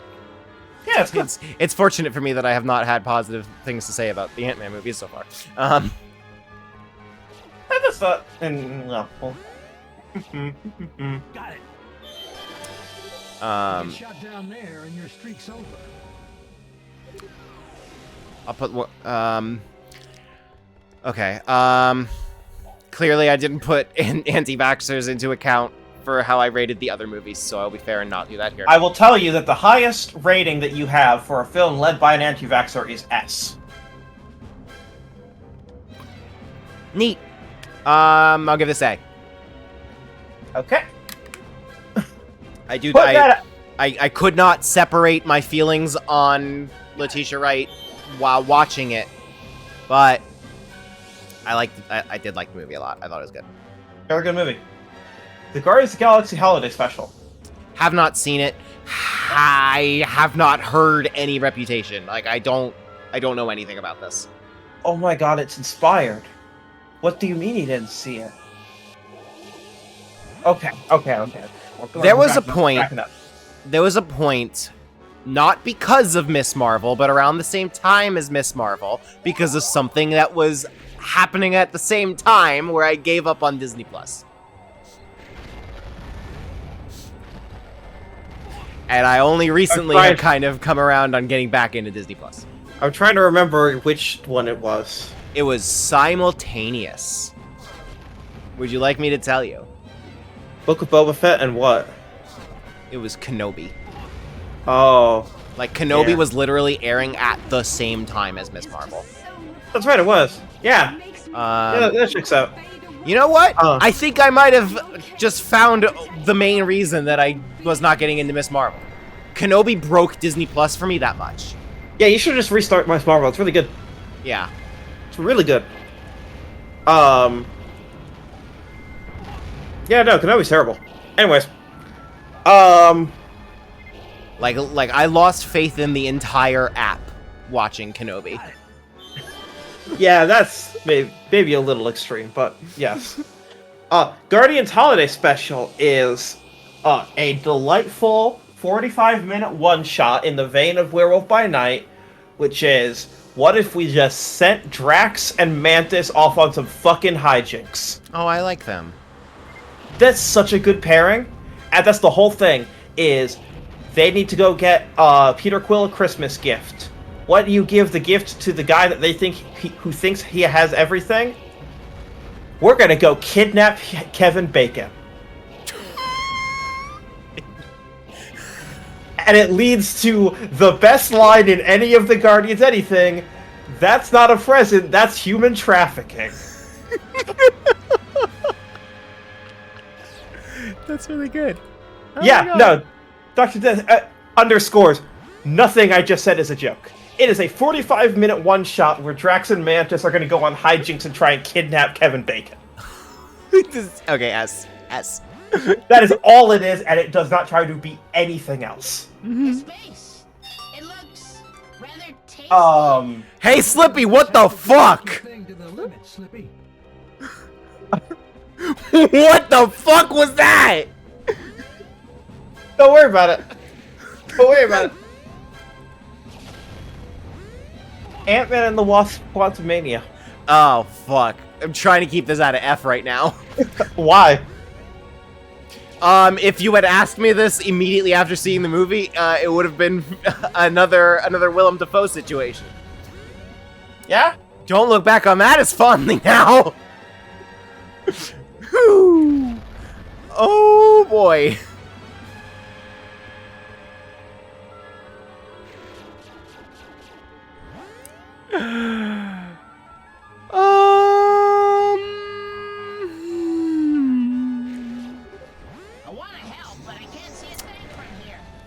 Easy F, I think. Yeah. Guardians 3. I think this one might be S.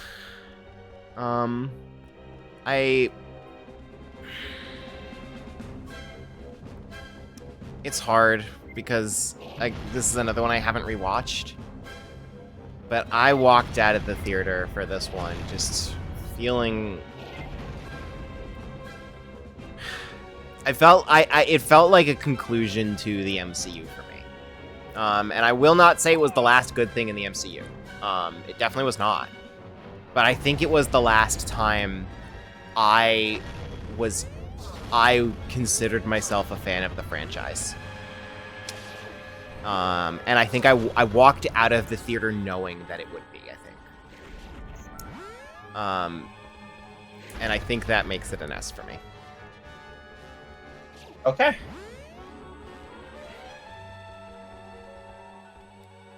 Secret Invasion. Oh man, I wish you could make it C or below F. The worst thing Marvel Studios ever put out. It is the worst thing Marvel Studios has ever put out. I kept telling you that, and then eventually you were like, alright, I have to see this for myself. But at least you went in knowing how bad it was allegedly going to be. Oh my god. I didn't know. Charlie and I had discovered that in real time, just how fucking bad that show is. It's not even, like, funny how that it is sometimes. Nothing about that. Okay, no, there's one funny thing about that show. Which is, I caught on to... Do you know how I found out very early? I'm going to spoil the shit out of Secret Invasion because I don't give a shit. Do you know how early on I figured out that, what the fuck Nick Fury's wife was working with Graphic? How? Because everyone in that show uses an iPhone except for her. And Apple doesn't let you give villains iPhones. She very conspicuously has paid product placement for a Samsung Galaxy Flip, which is a phone you don't see.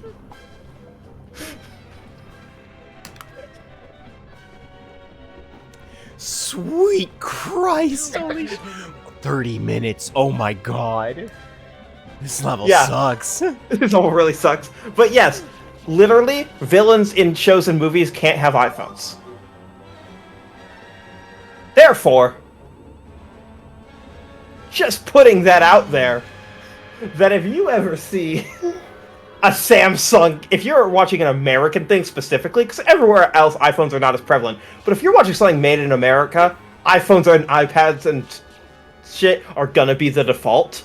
So when you start seeing someone using like a Windows Surface laptop or an Android phone, oh, they're evil.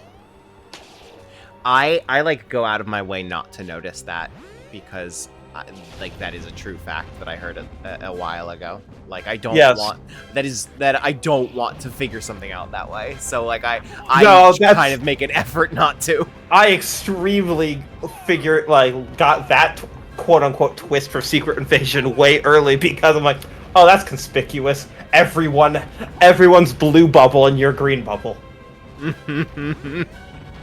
All right. So for Loki and What If, the seasons are combined. Loki, the whole show.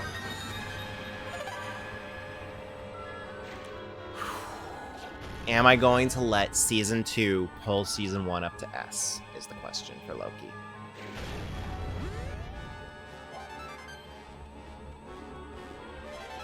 You got a thing against alligator Loki?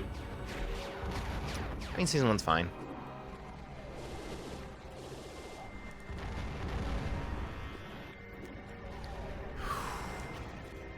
S. Great. The Marvels. The best movie I've ever seen that has memories playing in it.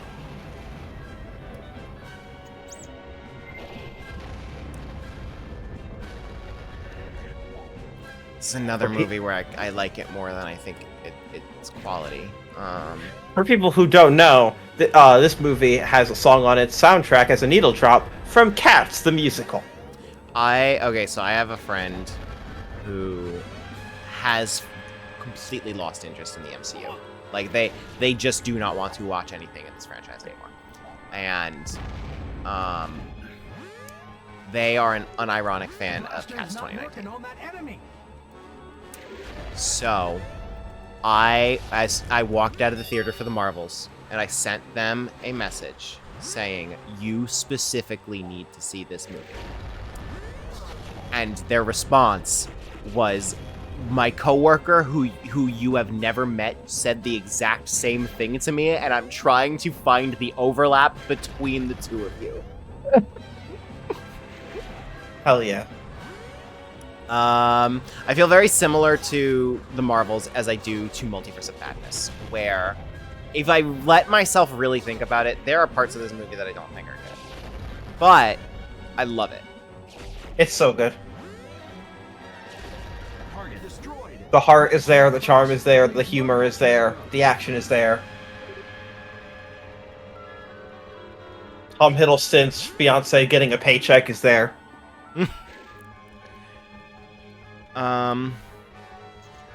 Hiring a K-pop idol to try and boost ticket sales that didn't, in a vain attempt that didn't work, was there.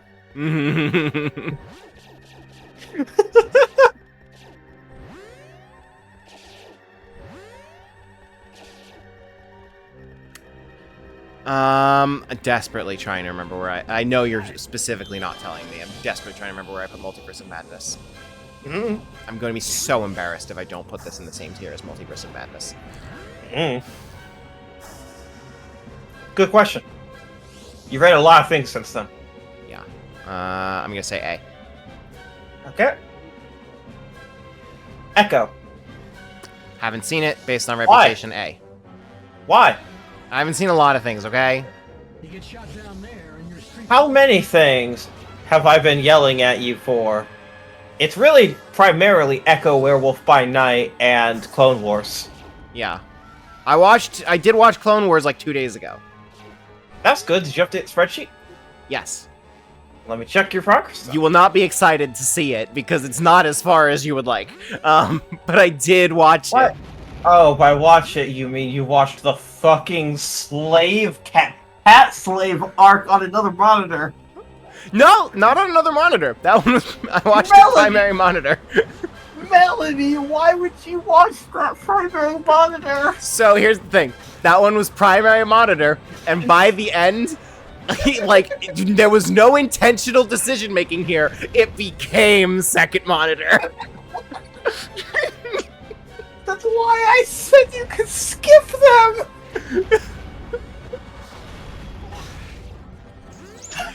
I need to start taking skip way more seriously on that spreadsheet, especially the deeper we get into this show.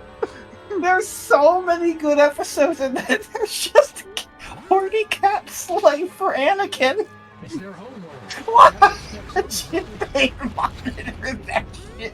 Also, that was Cartoon Network in the morning. The show aired in the morning? Yes. What the fuck? Who watches new episodes of cartoons before school? No, it was weekend. Oh, okay. Saturday morning. Okay, that makes... I did forget Saturday morning cartoons are a thing. That's on me. Yeah. Hey, this mission better end the second I destroy this last target. No, it will not. You know it won't. Wow, that did some real psychic damage to me. When you're like, hey, I watched Clone Wars 2 days ago. Me? Oh boy, where are you? I told you in advance you would not be happy. Slave cats. You stopped right at a must-watch. Yeah, and I will. It's gonna be primary monitor. You are also so close to this ridiculously awful 4-parter about... Have you ever seen the movie Face Off? No, I have not. Do you know the premise of the movie Face Off? I don't think I do. A movie where John Travolta and Nicolas Cage swap faces surgically? Okay, that was what I was going to guess, but I did not know for certain. Obi-Wan Kenobi gets into a face-off situation where he tries to convince everyone that he's dead and then go infiltrate some bounty hunters for 4 episodes. There's an episode sounds that's good dumb. There's an episode called The Box, which is about a literal location called The Box, where they need to do Squid Game. Oh, Christ. This show is hit or miss right now on... They have the production quality set. The bad episodes look great now. The problem is...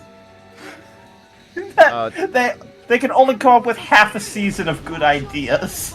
Dr. Dead just gave me some very bad news. Yeah, I know what is about to happen. You are not going to like it. The fact that it needs to be called out as I'm not going to like it. Yeah. Alright. What if seasons 1 and 2? Have not seen it. Based on reputation, maybe F? Fuck season. You saw me breaking as a human being day by day when season 2 was airing. I did. For people who don't know, in my group chat with Neil and Melanie, one of season 2 had daily drops at the end of the year last year, leading into December 31st. And Charlie and I fools that we are, went in blind every episode. And the first episode, I think I said something like, "Yeah, that was mediocre. I'll wait until next time." Next episode, I was like, "Oh, that was even worse." By the third episode, oh no. Fourth episode, what are we doing? Stop it. Stop it. Episode 5. Oh, well, that one was actually okay. Episode 6, fuck this. Episode 7, this is the worst thing Marvel has ever made. Maybe worse than Secret Invasion. Oh my god. Final episode, the fuck do you mean there's gonna be a season 3? Yeah, so I haven't seen this one, but based on reputation, I think it's an F. Yeah. What if? There are some good episodes in season 1.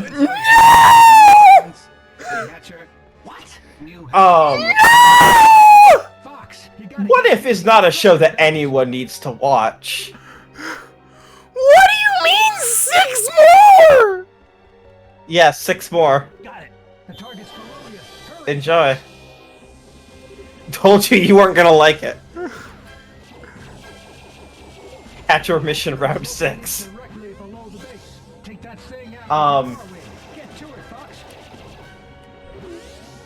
Season 2, by the way, for people keeping score at home, what are the what ifs for season 2? Episode 1 is what if Nebula joined the Nova Corps, and it's trying to be like this serious noir investigation episode that also can't take itself seriously and has Korg and Howard the Duck in it as main characters. Episode 2 is what if Peter Quill attacked Earth's mightiest heroes? And let me tell you, it had about as much juice in it as JD Vance. It was juiceless. Episode 3 I don't think I know what I mean, I can context clue it, but I've never heard juice in this context before. You're good. That just means you're surrounded by a lot of white people. Okay. I am. Yes. What if Happy Hogan saved Christmas?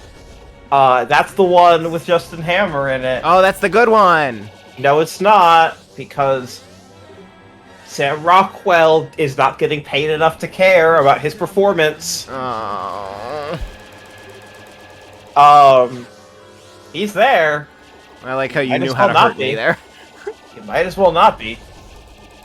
Number 4 is what if Iron Man crashed into the Grand Master, and that is the worst Mad Max send-up I've ever seen. Number 5 is what if Captain Carter fought the Hydra Stomper, and at this point I was begging for the show to do anything that didn't involve Captain Carter, because Captain Carter kept showing up over and over again, despite the fact that it's meant to be a fucking anthology series. They don't actually want to make an anthology series, they're just obsessed with Captain Carter. Number 6 is what if Kahori shaped the world, featuring an OC that's unique to What If.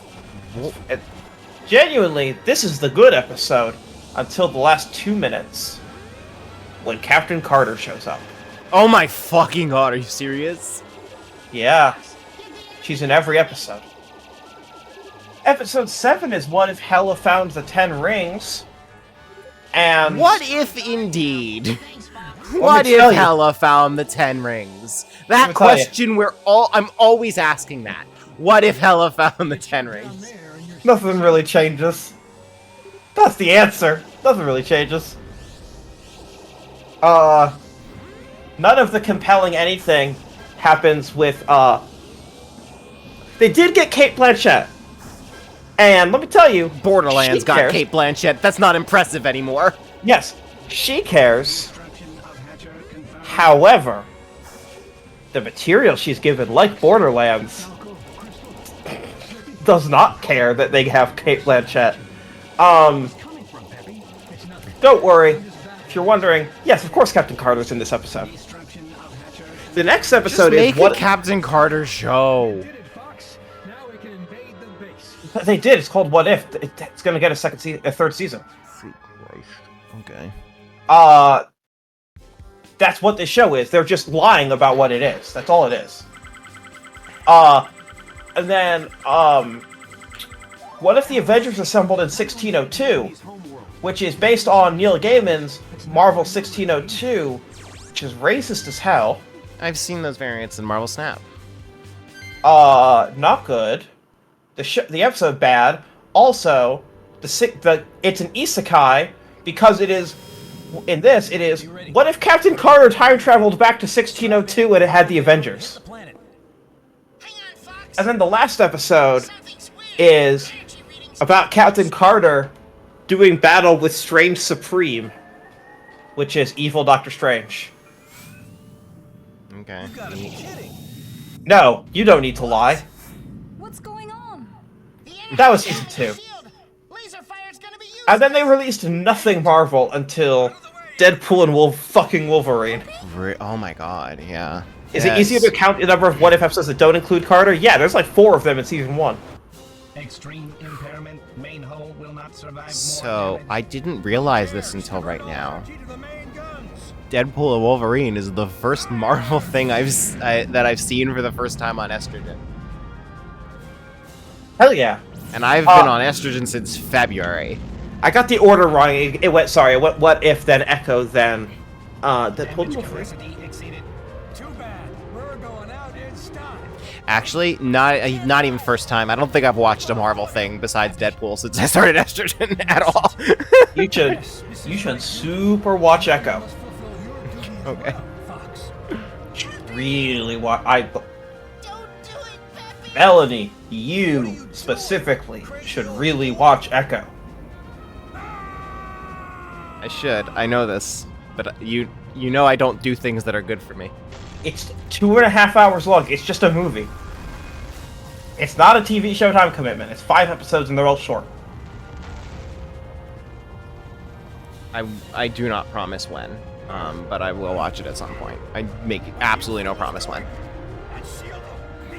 Deadpool and Wolverine, where are you putting it? I don't think it's an F. There were some good moments. There were some good jokes. Name 3. I'm exactly the right age to like NSYNC. Sure. Oh, you mean the movie that, or the music that is blowing up as featured in Deadpool and Wolverine on TikTok and on Apple Music and Spotify, where it is labeled as with a new cover art as featured in Deadpool and Wolverine? Oh my god. You just ruined that for me so much. All right, we're back to 0. Christ. Name 3 jokes. Okay, no. Oh, I know there were good jokes. I know there were points where I laughed. Falco. The one where they made fun of Hugh Jackman's shitty divorce? What? The one where they said the R word? Definitely not that last one. I do not remember the divorce one. What was that? Don't worry, Crystal. I'll protect you.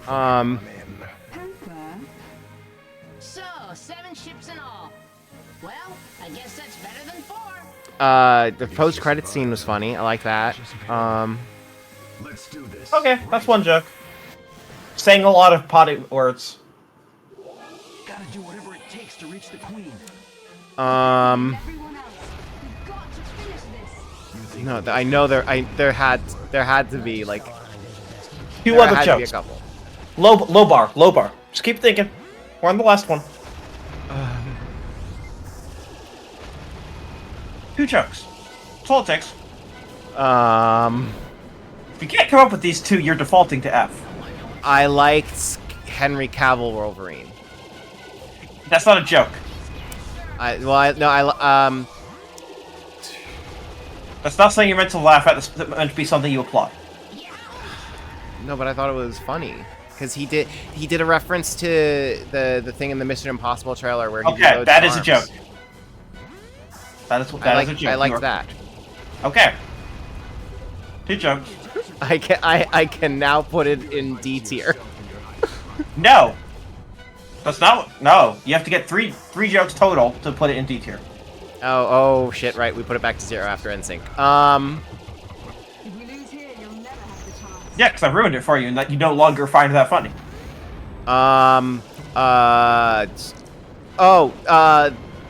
When they're in the car fight, and they hit the radio and Greatest Showman starts playing. It's not a joke. I laughed really hard at it. Oh, okay. So, 2 of your attempts out of 4 attempts have been needle drops. Yes. Give me one more that's dialogue. Or a thing a character does. An action or dialogue. Fang says define a joke. I just did. It's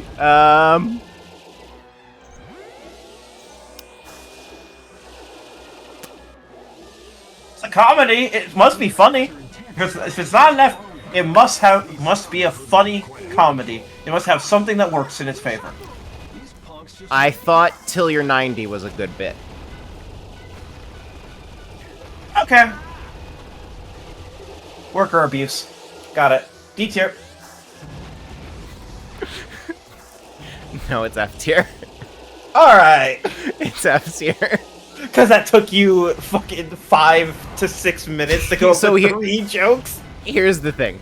I am so confident there were more jokes than that I laughed at. But, like, are they worth anything if I just cannot remember them for the life of me? Yeah, you were trying really hard there. I really was.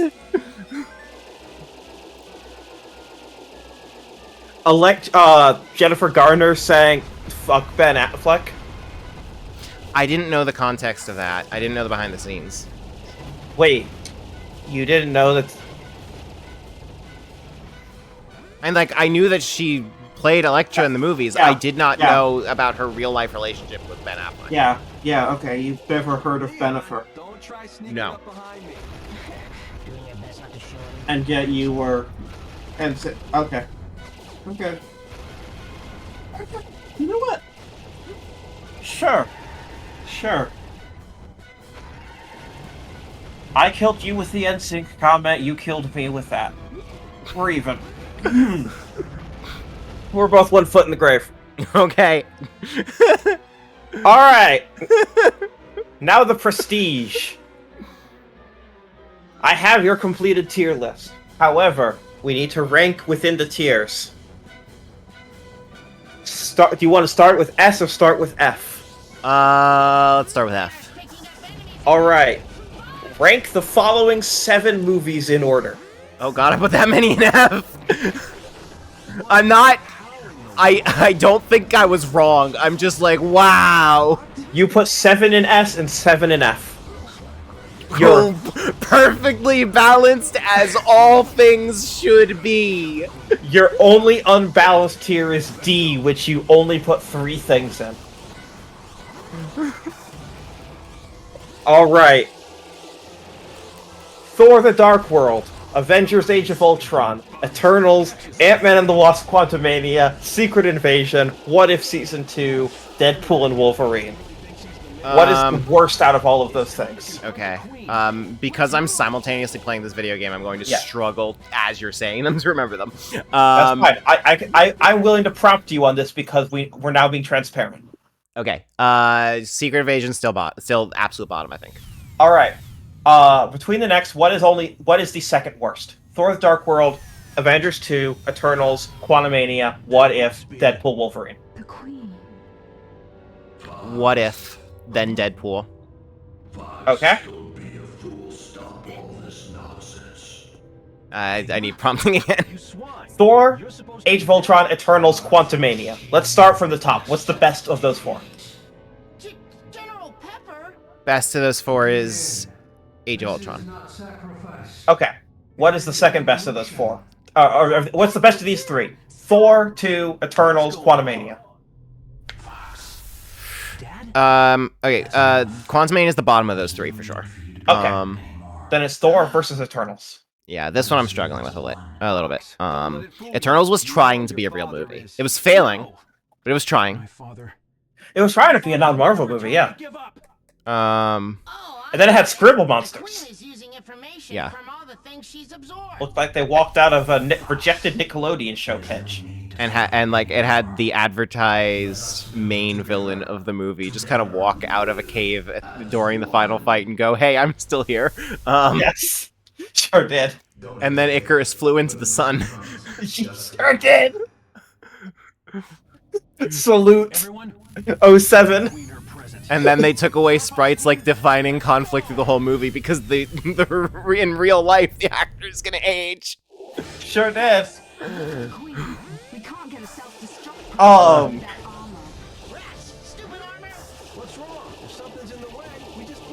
So Eternals, better or worse than Thor: The Dark World?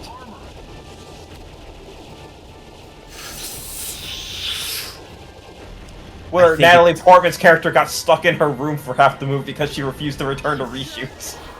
I mean, the same thing happened to Kumail Nanjiani. Not for reshoots, though. I don't know why the fuck he got stuck in a room, but he sure...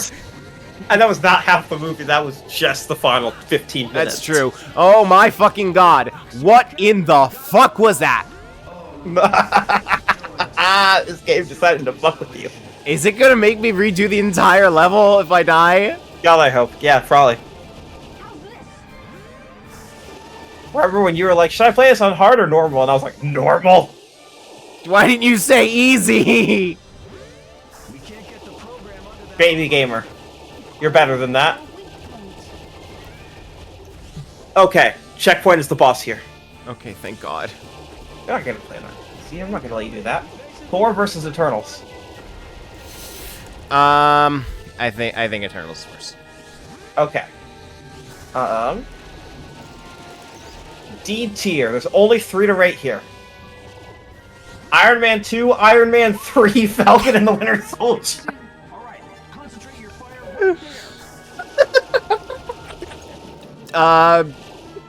Exactly what you just said, worst to best. Okay. So it's inverted. Yeah. A very funny tier. I was laughing the whole time, and every time I was like, oh, we can keep this pristine if you don't put Deadpool and Wolverine in D. Easy is always a matter of skill, sometimes it's a matter of self-love. You put the cat slave arc of Clone Wars on the main screen. I need to emphasize that like 10 more times, I feel like. And then I grabbed my Steam Deck. Alright, C tier, we've got a whole lot of these. Really? Yeah, oh, you put so much in C tier. When you said you were neglecting it, I laughed because that was your most populous tier by a lot at that time. No, your memory is just that bad. You've got... I mean, yes. You got 10 things in C. I'm gonna read you the list. The thing I want you to think of first is what is the best and what is the worst in this list, okay? Okay. Incredible Hulk. God, sorry, Incredible Hulk being in this tier is very funny. Incredible Hulk. Kind of stand by it, I think. Thor, Ant-Man, Captain Marvel, Avengers Endgame, Spider-Man Home 2, WandaVision, Home 3, Moon Knight, Thor Love and Thunder. Okay, I think I kind of made... I wanted to make the decision early that if I haven't seen it, it automatically goes at the bottom of its tier. So I think that's where Moon Knight's going to live for me. Okay. So best of those... Is that the Hulk movie where the man drop kicks the computer? Yeah. Maybe that's the best. No. Okay, can you read them off? I think that's actually the Ang Lee 2003 one. I still haven't seen that one, and I would like to.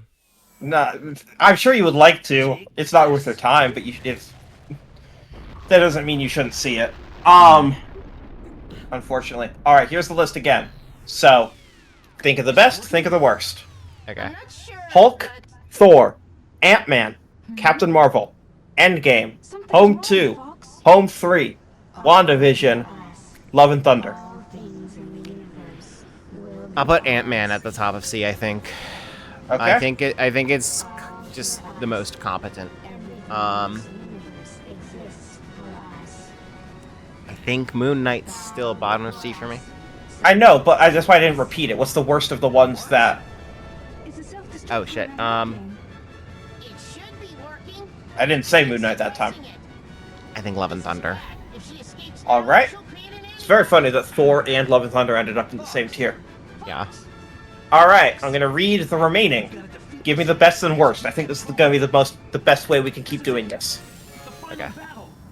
Hulk, Thor, Captain Marvel, Endgame, Home 2, Home 3, WandaVision. I think...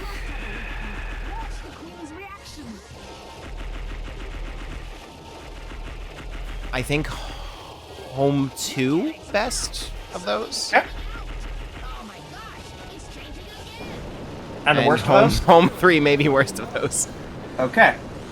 Hulk, Thor, Captain Marvel, Endgame, WandaVision. Captain Marvel best of those.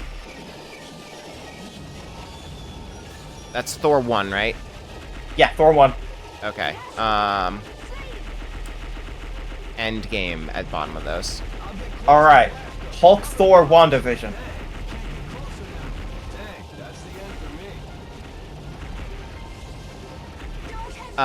Inverse of that, and we've got it. Alright, you got it. B tier. Here is your list. You have 9.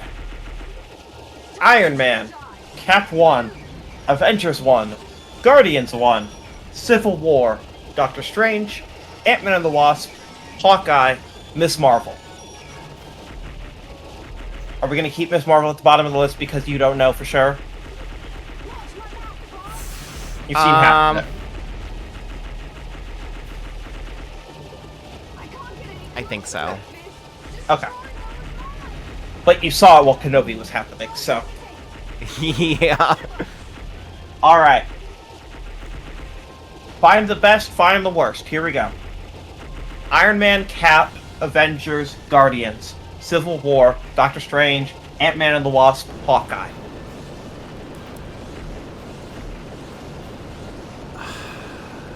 I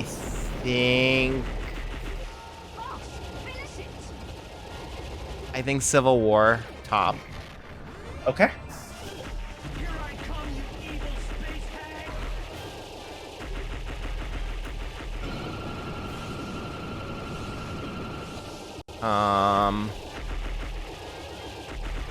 Doctor Strange bottom. Okay. Top and bottom. Iron Man, Cap 1, Avengers, Guardians, Ant-Man and the Wasp, Hawkeye. Guardians top, Hawkeye bottom. Okay. Top and bottom. Okay, Iron Man, Cap, now that I'm Avengers, done with this video game, I can actually, like, try to focus on this more. Great. Yay, game done. One sitting, 4 hours. Including a bathroom break. And Yeah. a 15-minute setup time. So much closer to 3.5. I'm gonna just send you the gift that I was just sent by Fangs. Hell yeah! It's No, not that's the kicking fun! the computer. Yeah, I forgot that. Yeah, no, that is this Hulk movie. That really is this Hulk movie. Thank you, Fangs. Okay, so I real quick commentary on Star Fox Assault. I know that it just kind of looks like I'm ignoring the story because we've been talking through the whole thing. But, like, I truly don't think there's anything here in this story. It is just, like, a jumbled mess of moments that do not really add up to anything. So they focused so hard on telling a story in this that is so meaningless and uninteresting. Genuinely, this is not, like, I'm more interested in Star Fox Adventures story than this one, and that is not a compliment to Star Fox Adventures. Okay. So the tiers. Yes. So, Iron Man, Cap, Avengers, Ant-Man and the Wasp. Iron Man top, Avengers bottom. All right, and then Cap and Wasp. In that order, Cap then Wasp. Great. All right. Did Meltino ever show up again once? I think he was in command. Oh, I mean, yes, probably. There's the whole Slippy Toad extended family in that fucking. Oh my god, we're getting a Where Are They Now for every planet. Colonized. Colonized. Colonized. All right, A tier. You've got 10. Are you ready for this list? Yeah. I am gonna preemptively put Echo at the back because you have not seen it, and we're following your rule. With that in mind, here's the other 9. Winter Soldier, Spider-Man: Homecoming, Infinity War, Black Widow, Shang-Chi, Multiverse of Madness, She-Hulk, Wakanda Forever, The Marvels. You did put Multiverse and Marvels in the same. Okay, thank God. Shang-Chi top. Shang-Chi top.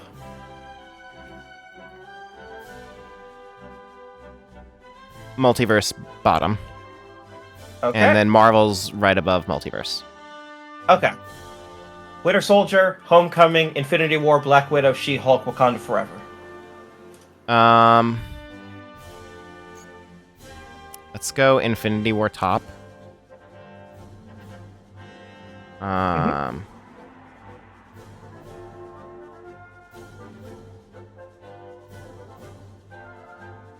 think I've lost track of the others.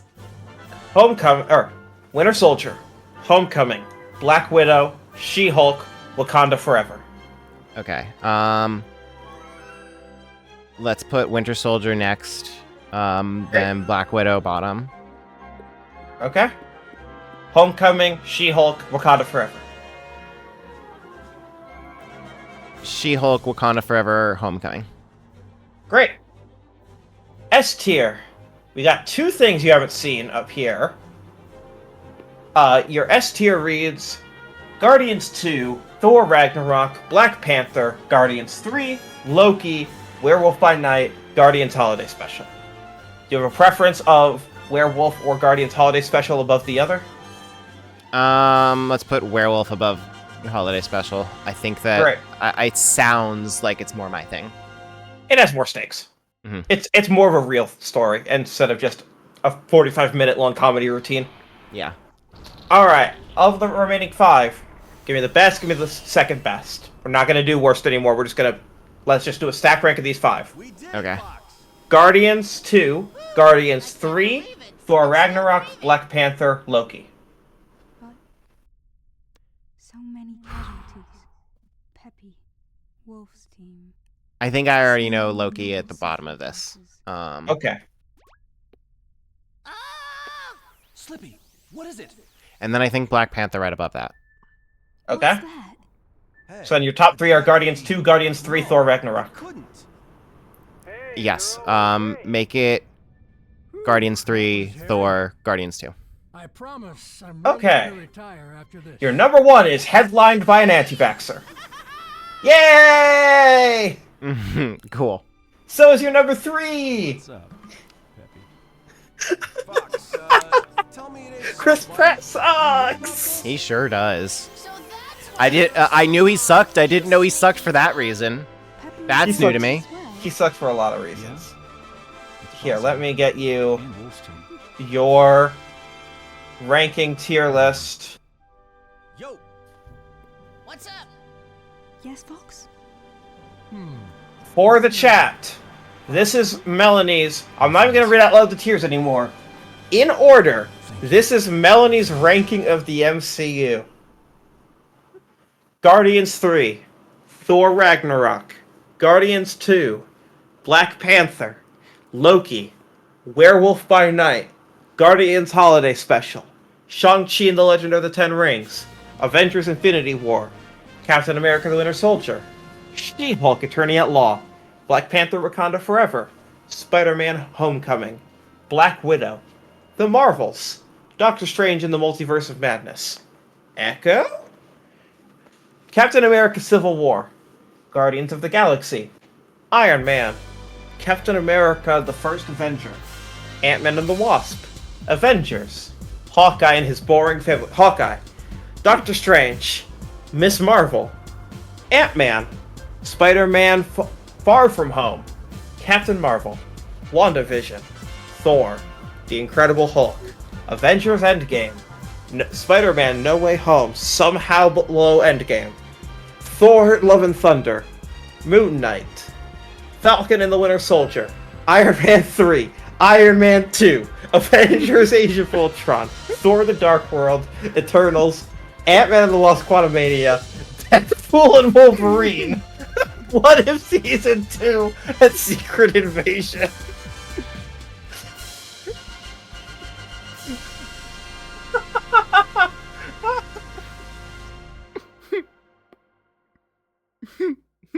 I haven't seen half these movies yet. And then I let them pass me by. Honestly, if I had never gotten into the MCU, my life would be a lot better right now. I mean, that's an exaggeration. My life would not be meaningfully different. But I will say, to anyone that has a Disney Plus subscription, genuinely, just go watch Werewolf by Night. It's less than an hour long. It doesn't connect to anything. It's just fun. It's a good spooky season thing as we near spooky season, as we near Halloween. That is what it was made for. It was made for October viewing. For anyone that is not a Marvel fan, that is the one. People are like, what's the one thing to go watch? There's no homework, there's no connectivity.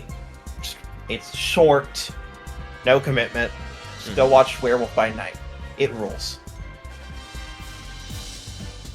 Yay! And meanwhile, to kind of just give closing thoughts on Star Fox, this is the okayest game. It's so okay. Mission 9 sucks, and the rest of it just kind of is.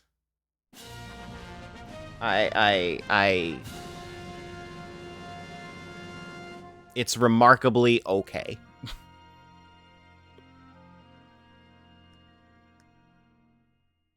I promise I'll watch Werewolf by Night and Echo and the Guardians Holiday Special at some point, yes, not especially far in the future.